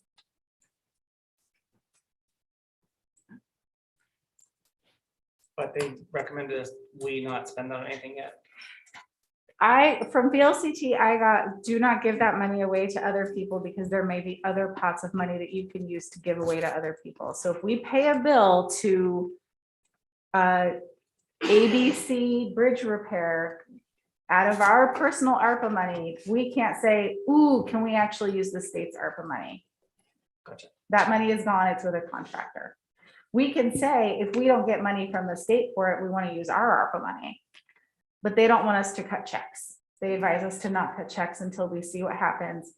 Ally, in terms of your question, I think if we were gonna bet on something, we'd want to bet on the Vermont ARPA first coming down in terms of clarifying allowable activities and clarifying grant award processes. And then this infrastructure bill, because that's the newest piece and it's going to have to roll back down from the feds. And that's going to be a whole nother ball of wax in terms of interim final rules and final rules. Did I miss something in the presentation? Because I never heard that we got these ARPA funds. Did you present that at some point in time that I missed or what? Yeah, we talked over the summer that, and the guidance from VLCT then was to wait. I remember that, but when we got these in August and September, I don't ever remember you saying we got them. They were just sitting in account because that's what the select board was waiting to do, was to have that conversation. Things move in and out of the accounts all day, every day. You all knew what the allocation was and that it was coming down in the summer. Okay, well, remember that conversation, but that's okay. Marcy, do you have your hand up still from before, or do you have another question, Marcy? I'm sorry, but I'm not sure. I'll put my hand down now. If you have another one, just put it back up. Okay, so do we ever? Did Joe Turner give you the answer on the? Joe Turner, because I'm going to stop my sharing. That Joe because- Major asked for. And I'm looking at the, I don't feel comfortable estimating the benefits using the formula that we have. It's too complex for me to run on the fly. I definitely think we need to do something a little more simpler down the road. Do you think that 108 figure is not correct? I think that it's probably, I'm gonna say that adding benefits adds probably another 10,000 to a salary of that amount. To the 68,620. Yeah. When we look at FICA, especially, and workers' comp and retirement, VEMR's is VEMR's. Can I ask a follow-up on this? This ARPA money, this 1.4 mil that we have on hand currently, are there restrictions on that? There are less restrictions than we initially thought that there was. Let me pull up the final rule overview and read it for you and tell you that VLCT is wrestling with this language as well. There is a provision in the final rule for replacing lost public sector revenue. And the final rule offers a standard allowance of revenue loss of 10 million, allowing recipients to select between a standard amount of revenue loss or complete a full revenue loss calculation. Recipients that select the standard allowance may use that amount in any case their full award for government services with streamlined reporting requirements. All right now you're saying, am I thinking what she says that she's saying, which is the interim final rule says that recipients can use this funding to provide government services up to the amount of revenue lost during the pandemic, and you may elect a standard allowance of up to 10 million. That's not what I'm thinking. What I'm thinking is I still don't know. So what they're we can use saying for that you can take that 2.8 and just put it in the general fund. Spend it on anything. Spend it on anything. Now VLCT is like, ooh boy, we need to go back and we need to really dig on this. And that is something that I sometimes think is a little too shiny. But we also realize that the Department of Treasury pulls down this guidance for everybody. So, for us, this amount is huge. The amounts that something like New York City got is significantly more. So they're looking for those big kids, and they might have thought that was a low enough threshold. And there are many people who are in our positions who are looking at this, especially VLCT, and saying, wow, that's free If money. we could use some of that money and chop off one of our current bonds, drop the tax rate that much further, that would help things a lot. That is a giant conversation for probably post-election, once the effective date of the final rule comes in. But we don't have to appropriate or spend this money until December 2024. All of our bonds are accounted for in this budget, of course. bond payments? Yes. I assume it's much, but I just want to make sure. Okay, thank you. Did we, there was a question out there from somebody we were getting back on, or that come back Nope, in there- from Joe maybe or something about, Oh, my. Oh, Joe Turner's still working on it, it looks like. Joe for Joe? The benefits. What do you guys need me to work on? The 200,000 extra for parking tickets, and I think I've got an email from you, Joe. That's about 30. Parking meters. Meters. What did I Yeah, say? roughly about $35 is what it's gonna cost, 250, house with 250K. And I just crunched some numbers real quick too. So if you got $1 million home, you're looking at 140. I mean, it multiplies on that change. So it'll cost you between, and these are rough, between $30 and $40, let's Whoa, say. whoa, whoa, whoa, whoa. I'm sorry, Joe. That's an astronomical That figure. can't be right. No, it seems way too You, high. an additional onto the 65, an additional $35 onto a $250,000 home? If we Okay, add. so let's see, 200K. So the amount that needs to be raised by taxes, Joe, Would is, increase 200,000, would be 15 million and 8, right? that is correct. Okay, yeah, so right now, as it seems overwhelming, and I've had this conversation with Tracy before, but we're talking about 5,600 taxable parcels, say, roughly not quite 6,000. So when you think of it in that number, it starts to make a little more sense, like the impact of these expenditures. So if there's an operating expense for property taxes, what Gail projected, there's an annual increase change of $73 from last year. And then when you take that and $73, and you take that and you change it, it becomes 108. So the difference is about $30 to $40 is really what $200,000 would cost taxpayers.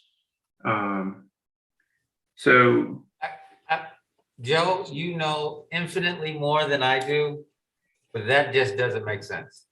okay, think about, Because if it's $65 for Yeah. 200, for 18,500,000, and you just add 200,000 more, you're in essence saying now you go up $35. You go yeah, up so 50%. yeah, so look at it like this, Joe. So you got 200,000. This is just real broad, high level stuff. So you got 200,000. Yes, it is high level because I have no idea. Yeah. So you got $200,000, and you're spreading that over 5,600 homes or properties that are taxable, right? So let's do that quick math real quick. Take 200,000 divided by 5,600, and you get 35. It's a hard pill to swallow, but that's about what happens. You're spreading that amount of money over the taxable parcels. $2,000. So let me ask this a different way, Joe. If we, Sure. what was that budget? 18? 18. Well, you're looking at the tax revenue, Yeah. so. This is tax revenue. We're not talking about anything else. We're not talking about any type of non-tax revenues. We're not talking about that. We're talking about money you need from tax. Good deal. 14,808. What page is that, Ken? Oh, yeah, right Page here. 7. And there's a couple other things that are associated with that we don't. There's the county tax and local agreement tax you could add to the thing. They're minimal. So what would be if we had a $15,000, $50 million budget, what would the tax rate be on a 250? What would it cost for $250,000 home? A basic tax payment. The increase. The increase. 15 million, you would increase it a little over $100. So it does go up $30. Okay. So it'd be like $108. Okay. Again, there's assumptions all in here, but we're doing the best we can with it. Right, and that's just taking those 5,600 homes and assuming they're all the same value. That's not. 250, I'm trying to use median, you know, so it's rough, but yeah, basically. So if the average home price is 250,000. Correct, which it almost is, right? Gail, were you gonna add something? I was just going to support what Joe was saying. I have my own spreadsheet that I've used since I've been doing this job. So the current tax rate as your budget sits is 1.054, which is a 2.56% increase. If you add in $200,000 to the taxable amount that needs to be raised by taxes, excuse me, the new tax rate would be 1.0689, which is a 3.94% increase. 3.94? That's correct. So before the increase, it was $65.75. With adding the $200,000, it's $101.25. So Joe is on point. Apologize, Joe. Oh, no problem. What you really have to do is when you're looking at these things, I mean, basically divide the number by 5,600. I mean, that's rough, but you know, you want to add 300,000, divide that by 5,600, and you're about looking at what it's going to cost your average taxpayer, you know, roughly, of course. Thanks, Joe. Kim, go ahead. I know this was in one of your presentations where it did show the historical, how much increases were. Do either of you or Joe have, just for comparison, like the last 3 or 4 years, what's I have all the way back to 2014. I would love to take a few years if you don't mind. So where would you like me to start? How about 18? So from 17 to 18, we had a 1.22%. From 18 to 19, we had a 1.55%. 19 to 20, we had a 1.93%. From 20 to 21, we had a 2.25%. From 21 to 22, we had 1.44%. And what we're looking at. 2.56 without the parking meters. 2.56 without.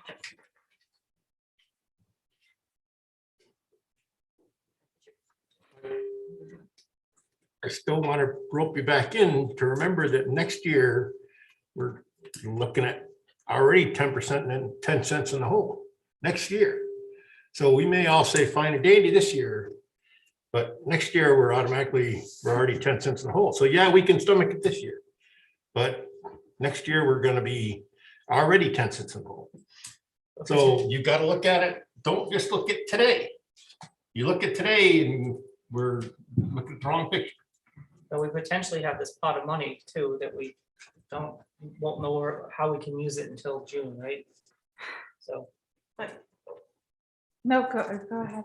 And also, I mean, I think the other things to consider are the development and the grand list. Like those are the things that the town is growing. I mean, all the dealerships up on Sykes Avenue, the new housing on South Main Street and Wentworth. I mean, like basically there is, in addition to the tax burden is growing, but it's also being spread by the sort of thoughtful development that I think is occurring in town.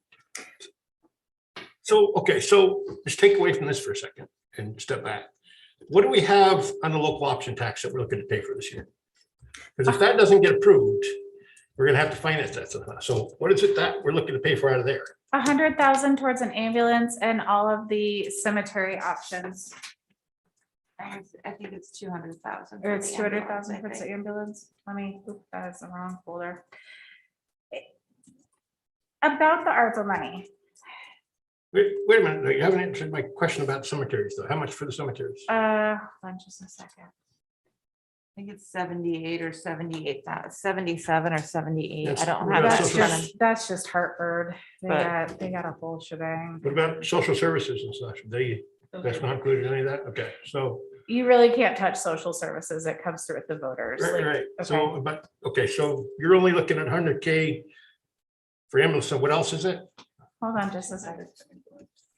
Probably 200. Yeah, I think she needs to get her slide in front of her that That's she what I'm- presented. You can watch, you're watching me Yeah. flip. Because if the voters don't approve for that, and we got to replace an ambulance, we're gonna have to find the money for that. And if the ambulance is that bad and needs to be replaced,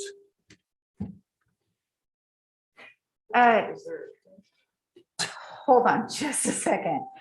Let's see, Hartford was asking for 72, 5, 10, 12, 7.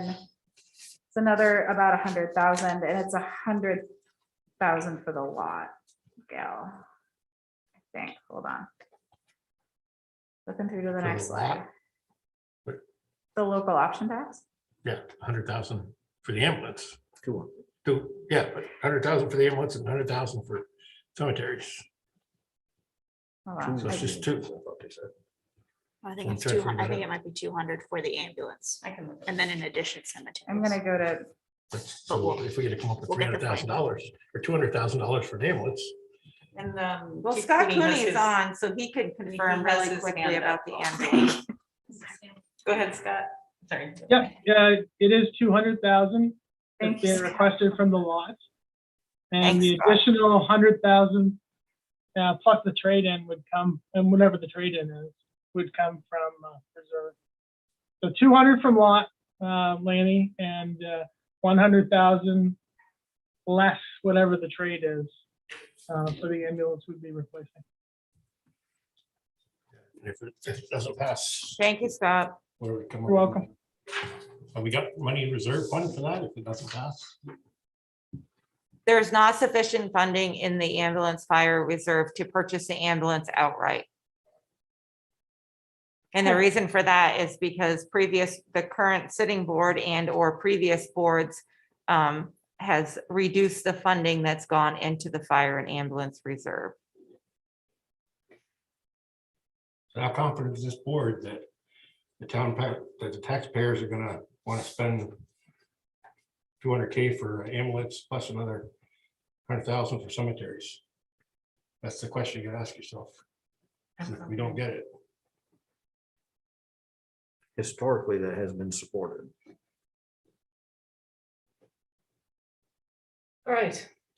Do you all want an option that conservatively uses some of the ARPA money and reduces the tax burden on a couple of things that are going to come down from one of those three pools of money?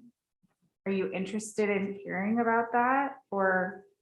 I don't think mean- I think it's too soon for us to spend that. I think that will address the next year's budget, which will help address the 10-cent increase that Lanny's talking about to start with. So I think that's a little premature to spend that money without, knowing what the guidelines and restrictions are. It might help us short term, but hurt us long term. Sorry, dance, but we're not, it's not like we're saying we're not necessarily committing to spending that right now, but we are just thinking about what options might be so that we could, right? Like, I Actually saying know. input it into this budget. Is that what you're saying? Yeah, I mean, we do have a scenario that does use the ARPA money for the VA cutoff and for the sidewalks, which is infrastructure. And all three of these bills deal with infrastructure, and there is a lot of words around bridges in all three of these bills. But, it is saying, okay, we're going to pull less from taxes in the unassigned fund, and we're gonna say that we're gonna make that up using ARPA funding. And it is something that would have to be decided farther on in the spring. And so that's a little bit of a bet in that the sitting board in May, which could or could not be the 7 of you, could change their minds on that.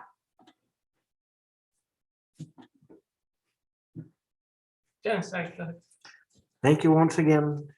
So the last thing I had on my list of questions was that we've heard two proposals from the town manager to address that shortfall. And my last question is from the previous memo that we got about this. So in this one here, I didn't go back and check.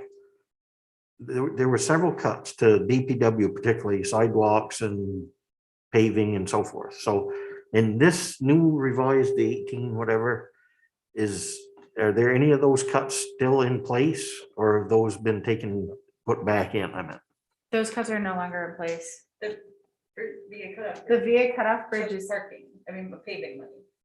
yeah, the paving money has been reduced to pay for VA cutoff, but the sidewalks are back to 150,000. And the and the people in And DPW. her staff are back. Her seasonal, Sidewalks are put back in, but paving has still been taken out. paving is lowered to account for VA cutoff, which is 225. Okay. That's kind of a deal breaker for me, that we're going backwards here and what we're supposed to be doing. In fact, I'm surprised with the paving thing. At least years ago, Everett Hammond was here, and he showed the board at that time a paving schedule. And he stressed if we don't do this, then it just it crumbles more and it needs more repair later. So if we just put that off more, I just think that's a disaster in the future. So, I'm sorry? Hannah has her hand up, I just want to. Yeah, so I assume that we must still have a schedule, saying that this is state here, but X road will be paved next year, and if we're not doing that, then that's pushing that out more. So that's I am gonna have a hard time supporting this for other reasons too, but that one there is, I don't know how we can go backwards and have all this new stuff that's new to the town. Struggling with that. So Gail, and then we'll go to Hannah. So just to remind everybody, as far as the reduction that we did in the paving for the 2023 to accommodate for the VA cutoff, we are going to agree as a board altogether. And again, if the voters approve the budget, all the savings that the DPW will have in their summer and winter budget will be added to their 2023 savings, 2023 paving. And historically, it has shown that there has been more than sufficient savings every year in both of those departments. That was Hannah's recommendation when she first came to the board and offered up all of the reductions in her budgets.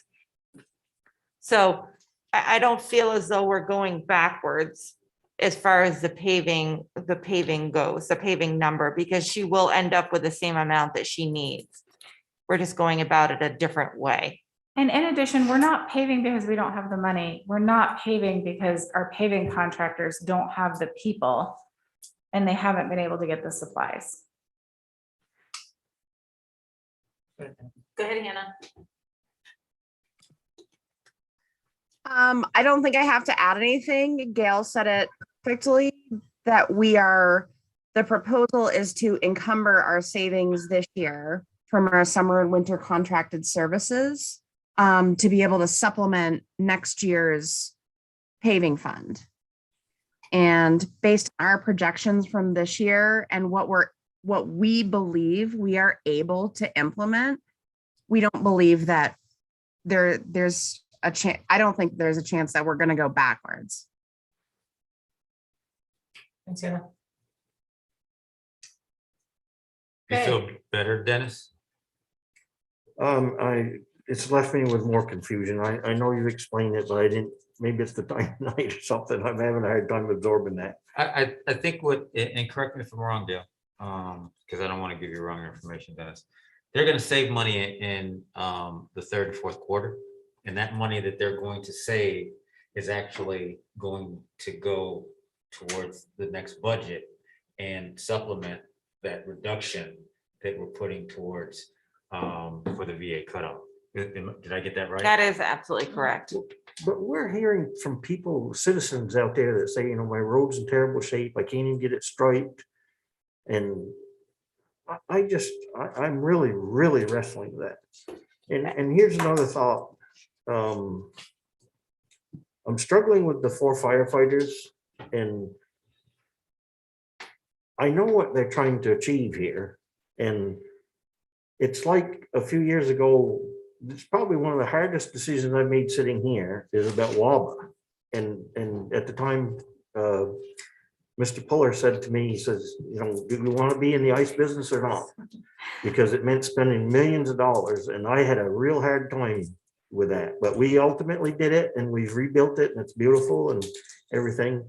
But with Station 2, there's a lot of future expenses that are going to come with this, because they're going to, we saw like preliminary plans of, they're going to add on to it for to house the new firefighters and so forth. So there's going to be a lot of future expenses for that too. So, you know, we should get serious if we're going to do that. If we're going to man Station 2, then, you know, I guess it needs all these things, and then it comes with future expenses down the road too. I don't know how many millions it'll be to add on to our housing and expanding that, but that's right down the road. Especially if we have more people that need to be housed there, they're going to have a building added on. They're living in a trailer at the moment. So, yeah. Kim, go ahead. I'm just ready for us to make some Me too. decisions. And Chairman. Hannah has her hand up again. I guess the thing that bothers me about, the one thing that bothers me about the paving is that eventually, well, I don't have a crystal ball, but let's hope we're going to break through this COVID business. And eventually we're going to get paving companies up to staff in full force again. At that point in time, we're going to want to get a lot of paving done, and we're not going to have the money to do it. And that's the thing that bothers me, because hear me out, we're going to encumber funds. I understand we're encumbering funds, but we're going to be encumbering these funds, but we're going to use them using offset things. Okay, at some point in time, there's going to be a contractor out there looking for work, and we could glamour onto that person and get some paving done and catch up, but we're not going to have the funds to do it, because we're encumbering, but we're spending. I think at some point you got to catch up here. Is Hannah still on? Hannah, do you have another comment? Sure. So I'm hoping that I can kind of clarify that, and maybe Gail can correct me if I'm wrong. The amount right now that we're projecting to encumber, we might possibly have more money allocated for paving in the 2022-2023 fiscal year than we're actually asking for in this budget, even before we take the VA cutoff bridge payment out of there. So we are very optimistic that, you know, we're going to be back to some sort of normalcy and implement some contracts.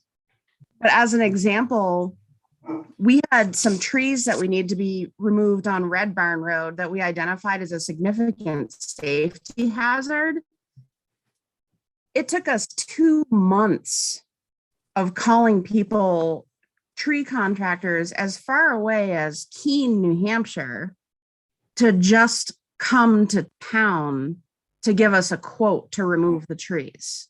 And I know it seems like there's so much going on right now around us. The reality is just getting people to town, to any town right now, to any business to do work is extremely challenging. So we are very optimistic. I believe that working through this with Gail and our current knowledge with our engineers on other projects, we're not going to be able to spend the money this year that we want to. And by encumbering those funds to next year, there's a possibility that we can do more work than we've asked for in our original budget request. We don't want to go backwards in our paving. I could come to you tomorrow and justify probably $2 million in paving. But the 700-ish, 700 to 800 that we ask for, we feel like is a responsible number. That's the number that we can get ahead of with looking at what our water, sewer, stormwater needs are, repairing road beds ahead of the paving, so that we're giving our citizens a responsible paving project. And we're not always like kind of the butt of the joke where we go pave a road and then 2 months later we saw cut it and replace the culvert. So the ask that we're asking for with the encumbrance, we feel is a responsible request with work that we believe that we can get done completely, hopefully with line striping. But right now, we're in a tough spot with contractors and supplies. Thank you, Anna. Hey, go ahead. Where does Anna, remind me where the Queechee culvert, Main Street culvert fits into all this? That is under a separate line item as a capital expense that we'll be contracting out. Okay. Yeah, no more hands up. Okay, perfect. So we'll entertain a motion. Anyone wants to make one or start making one, or how we want to move this forward? Yeah, I think, like, if anyone wants to make a motion about adding or deleting anything, that we do that tonight, but then we won't actually move the actual warrant language until tomorrow. Is that correct? Yeah. And we'll have the enterprise, but I know that the original. What we're gonna do tomorrow, hopefully, knock wood, is have those blocks of text Yeah. again, and we're gonna read those. Okay. And okay that, and then talk about remote versus hybrid meeting, and then based on those two conversations, finalize that warrant. So but we need to know. And I speak for the entire superhero team that sits in room 2, at least until recently, together on Monday mornings. We need to know where we're putting things in MuniSmart, because we're also running, we're also a parallel running up with the town report deadline. So that's where we're at tonight. If we need to make changes, then we need to know those tonight. And just real quickly on the enterprise fund, so I was thinking there would be a change because of the sustainability, but coordinator, but that's not impacted. But there was one that you mentioned, was it wastewater or Queechee water? We think the numbers got transposed when whoever did the motion spoke it, and we're gonna bring that back. Okay. It's all good, they're long numbers. Okay, so we move them all again just to be on the safe side or not? No, we No, just have to okay. move those two. Okay, great. Can we add something else, or is that it? Close enough. Okay. Dan, you have something? So, yeah, I was just gonna make I don't know, I want to make a motion that we include the parking meters in the budget for this year. Okay. I'd like to make that motion. Okay. Is there a second? Second. All right, Joe, any other questions or comments? On them, we'll hear the question. Who would like to add that? Say aye. Aye. Well, I think you're gonna have to do a roll call. Yeah, you should do a roll call Okay. because Mike is remote. Okay, so Sorry. Dennis is yes, Lanny?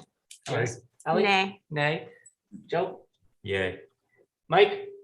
I couldn't quite hear what Lanny's motion was. So the motion was to add the parking meters in. Oh, I'd vote no. Okay, Kim? Also no. No. So we have 1, 2, 3 no's and 4 yeses. Are you Are they a right? yes? I'm a yes. Oh, or are you a yes or no? I'm sorry, I'm sorry. I didn't I'm hear your voting vote. in favor of it. Got yes, it, thank yes, you. yes. Sorry, I So, didn't hear you. Jai- So Dennis, Lanny, Dan, and Joe in favor. Yes. Kim, Ally, and Mike Mike opposed. opposed. Thank you, Kim. Okay. Any other motions or things you want to look at with what's been presented tonight, adding or subtracting? I think we need to make up for the parking meters somehow at a minimum, and I'm uncomfortable about the dipping so far into reserves. I'm not sure that whatever you folks have in mind that I probably would agree with, so it's gonna take a couple of staff members or something to make up for the meters anyways. So make a motion, Dennis. So Yeah. do you see something specific? Well, Well, do we, I'm sorry, the Chief Cooney didn't give us a number if we have 3 firefighters instead of 4, and what impact that would have. I think he said it would be just the amount of staffing percentage wise. So it might be 74% staff as opposed to 100% staffing all the time, you know? He's still on too, if you guys want to pull him over. Can, I'm just gonna generalize. I gotta believe that it's gonna be about 100. With everything figured in, I gotta believe it's gonna be around 100.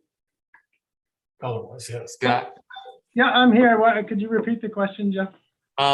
can you give us a number of if we have 1 less firefighter, how much that would be?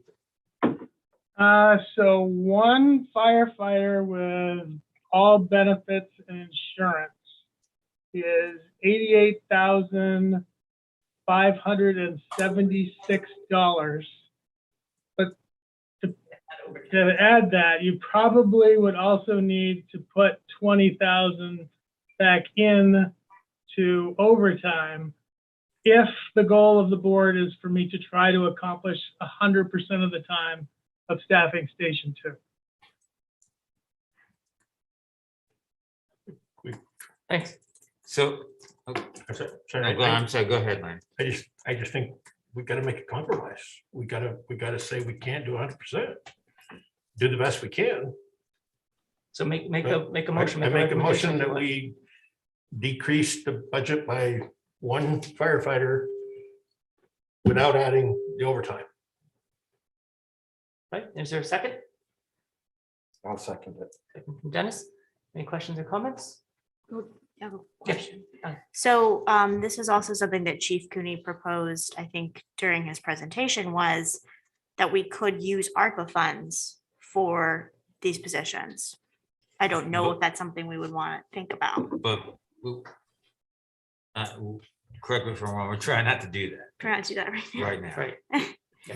What was it ARPA funds? Was it ARPA funds or other source of funds that you talked about? There was like a ramping up of a grant opportunity where for the first year they would pay 50%, second year they pay like 25%. Was that relating to these positions or something else? No, that was one proposal I mentioned during my budget presentation. There are federal grant opportunities. I think what I did state though was that a lot of your grant eligibility for that staffing grant is based on financial need of the community. And Yeah. Hartford did not qualify the last time I applied for that staffing grant. So ARPA was one of the examples I used. They specifically called out first responders that are associated with the response to the coronavirus pandemic and firefighters and associated costs. I mean, we use fire a lot, but what we need to understand is we're an all hazards agency, and what we're talking about at Station 2 is mainly EMS, right? This is getting an ambulance on scene faster that we're talking about. Not necessarily the fire apparatus, but more specifically the ambulance. Thank you. Lynn? So question, if we were to go with, just say 1 less firefighter, or just throw it out there for 2, all right, and then ARPA funds come along, and we can use ARPA funds to knock down, say, a couple of grants, a couple of our, darn, I've lost train of thought now, of our, Bonds. Our bonds. Can we put that money back into salaries? And hire 2 other firefighters? There's something to do with the tax rate. Well, I think first off, it's not good practice to depend on temporary funds to fund ongoing expenses. I totally agree with you. That's why I would, that's So- why I'm against this, but I am for, if we can knock something else out of the way, like our bonds, then that would still maintain our level, next year for taxes. Well, no, it wouldn't, because taxes still be the same, but yeah, never mind. That was a foolish idea. Yeah. Please. If the board is going to entertain using the ARPA funds, making a decision, which is something that we're trying to move away from. However, if the board has interest in doing that, it would be a recommendation that you do it for an actual infrastructure project. So that would be your VA cutoff bridge. That would be your Queechee Box culvert. That would be your sidewalks. Those are items that are infrastructure projects. Yes, infrastructure is ongoing all the time. However, these are items that have currently already been absorbed in the budget.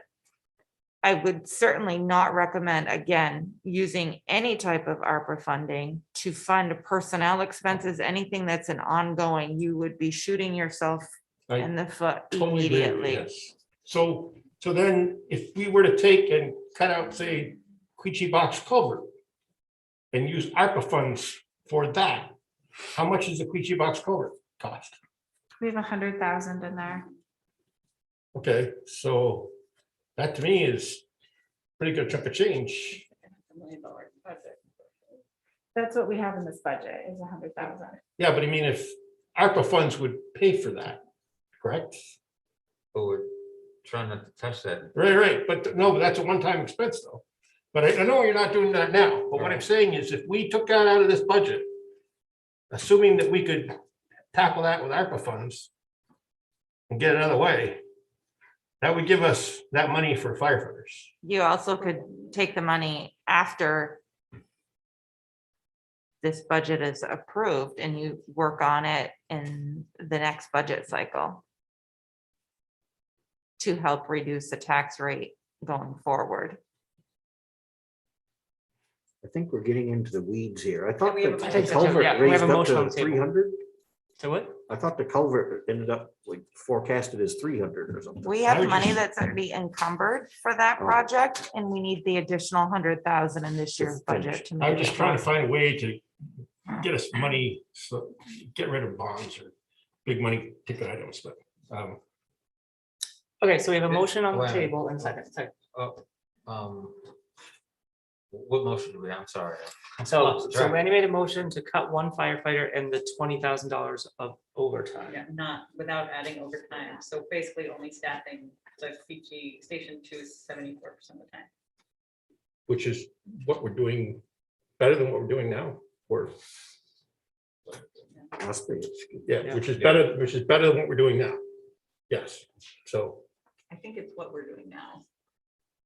It is too. I think it is what we're doing now. Yeah, I- so- Chief Cooney, are you still on and would you be able to answer that question? If, are we currently with Station 2 in Queechee with the current staffing levels, staffing at 74% of the time?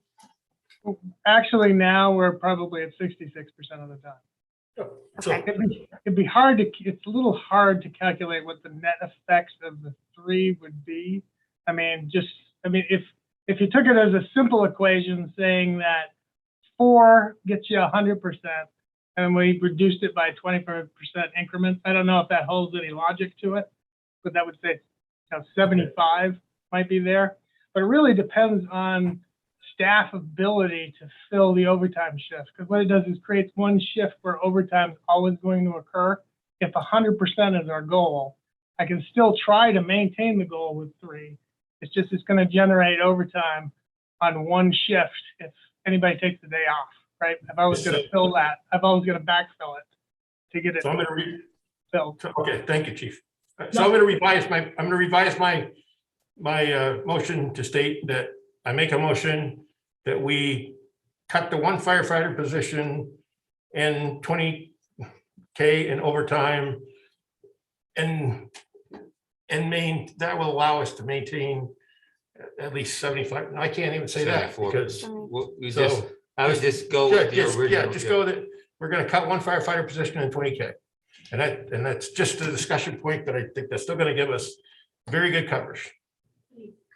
No, you're not. I mean, that's the clarification. If I can make a friendly amendment, you're not cutting 20K. You're just saying you don't want to add it. Right, don't want to, sorry, do not want Without that. adding Friendly overtime. amendment accepted. I You guess. okay with that? You seconded it. Yeah. Yeah, Dennis. So this, when we vote on this, are we just voting on this particular thing or are we Yes. voting on the whole budget? Just this No, thing, just just this little thing.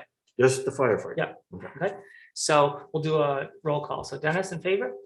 Yeah. Lanny? I am, yes. Ally? Nay. I'm for it. Mike? Nope. No. Kim? No. Okay. And I'm, let's see, I'm confused. I'm Your not name is in favor Dan. of this. Yeah, I'm not in favor of this. So we have, 3 in favor. so we have 3 in favor, which was Dennis, Lanny, and Joe. Okay. Lana, did you get all that? So it did not pass. That's correct. Correct. Did not pass. Did not pass. Okay. Okay. Okay, so anything else? It's only 5 to 10. Okay, so what I'm hearing right now is what we're gonna see tomorrow night is these numbers here plus 200,000, which is Yeah. going to raise the tax rate by about $35, right? 3.94%. Well, it's gonna be Okay. about $100. It's $100 total. That is gonna get people, 4 firefighters and a bunch of public works people and a partridge in a pear tree. And parking. And parking meters. And parking meters. We're not gonna pave Paradise and put up a parking lot. You're welcome for getting that stuck in your head. So you're going to see this top of page 7 plus 200. And we're gonna motion that in less than 24 hours. Yeah? Yeah. Okay, cool, because, you know, we're gonna do some crunching in the morning. Anything else, folks? I just want to make sure we're gonna crunch what, because I just want to make sure So that, we're gonna input you have it already in there. so we don't have to, the only thing we need to do is add the 200,000 for the parking meters. We're not making any other adjustments. Is that correct? You already have it all in there. Yeah, it's all done. I owe I you a already have it all sandwich. done. I owe you a lunch. Hold on a second. I mean, because do you see any other? Because I know you wanted to take away 200,000, so do you see any other place to cut? This is so hard, you know, everybody's poured their heart out on why they need what they have on their list. That's why you get paid the big bucks then. I hate to say it, but I propose we cut a position from Public Works. And I know I support Public Works. I support everything Public Works does, but I mean, you're all crying and saying that we gotta have our administrative position here, so I mean, I don't know what you're willing to relinquish, but I'd like to come up with $100,000 from a position somewhere. I mean, if we did cut the executive assistant position, Not if we cut, what is it? Not exactly. I'm sorry, The benefits technician, you mean? what's that? Benefits technician? Benefits technician position, that's only 25,000. So. That 25 isn't gonna get us very far. No, but yeah, if we did that and the public works person. 21,000. Yes, it's 121,000. I just. Let's all face reality here, folks. The easiest way to come up with $100,000 is to cut a position. Now, I just made a motion to do that and it didn't fly. So you tell the taxpayers that we're gonna have this budget next year, because I'm not gonna be the one to do it and I can't support it. I'm gonna make that statement right now. I cannot support the budget in this, the way it stands right now, and I will not support it. I won't ask anybody else to support it. So you want to leave it the way it is, that's fine. Mike has his hand up. Mike, go ahead. he's doing. So I just had a couple questions. So the initial proposal tonight, that would have resulted in a tax rate of, it was what, like $72 an increase on a 250,000? 65, 75. Okay, and now it's at like 100, right? $100. 101.25. Okay. Do you remember what the tax impact would have been from the initial budget we voted out back in December? $88. $88. Okay. I'm just concerned with the taxes going up, and I know there's suggestions we cut a position, but I mean, the easiest way to do it is just not put in the parking meters and wait and see if we can get better returns for those. So, I mean, you know, it's hard, you know, Move past it. I mean, if you're going to be worried about the tax increase and stuff, that's an easy way to get it out there. Because I don't think there's any appetite for cutting any positions here. So just a little disappointed. It seems like we are, I mean, $30 is a lot. It's a lot of an increase. Thanks. Thanks, Mike. I agree. That's the place to find the $200,000. The place to find $200,000 is in positions that we can cut back on. We can tighten our belts a little bit and cut back on positions and get the parking meters.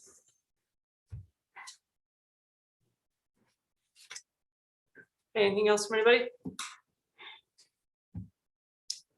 I'll entertain a motion to adjourn. Don't move. Second? Second. Kim, on favor, say aye. Aye. Okay, it's unanimous. Dennis and I Dennis? second. And then it's Kim. Thank you.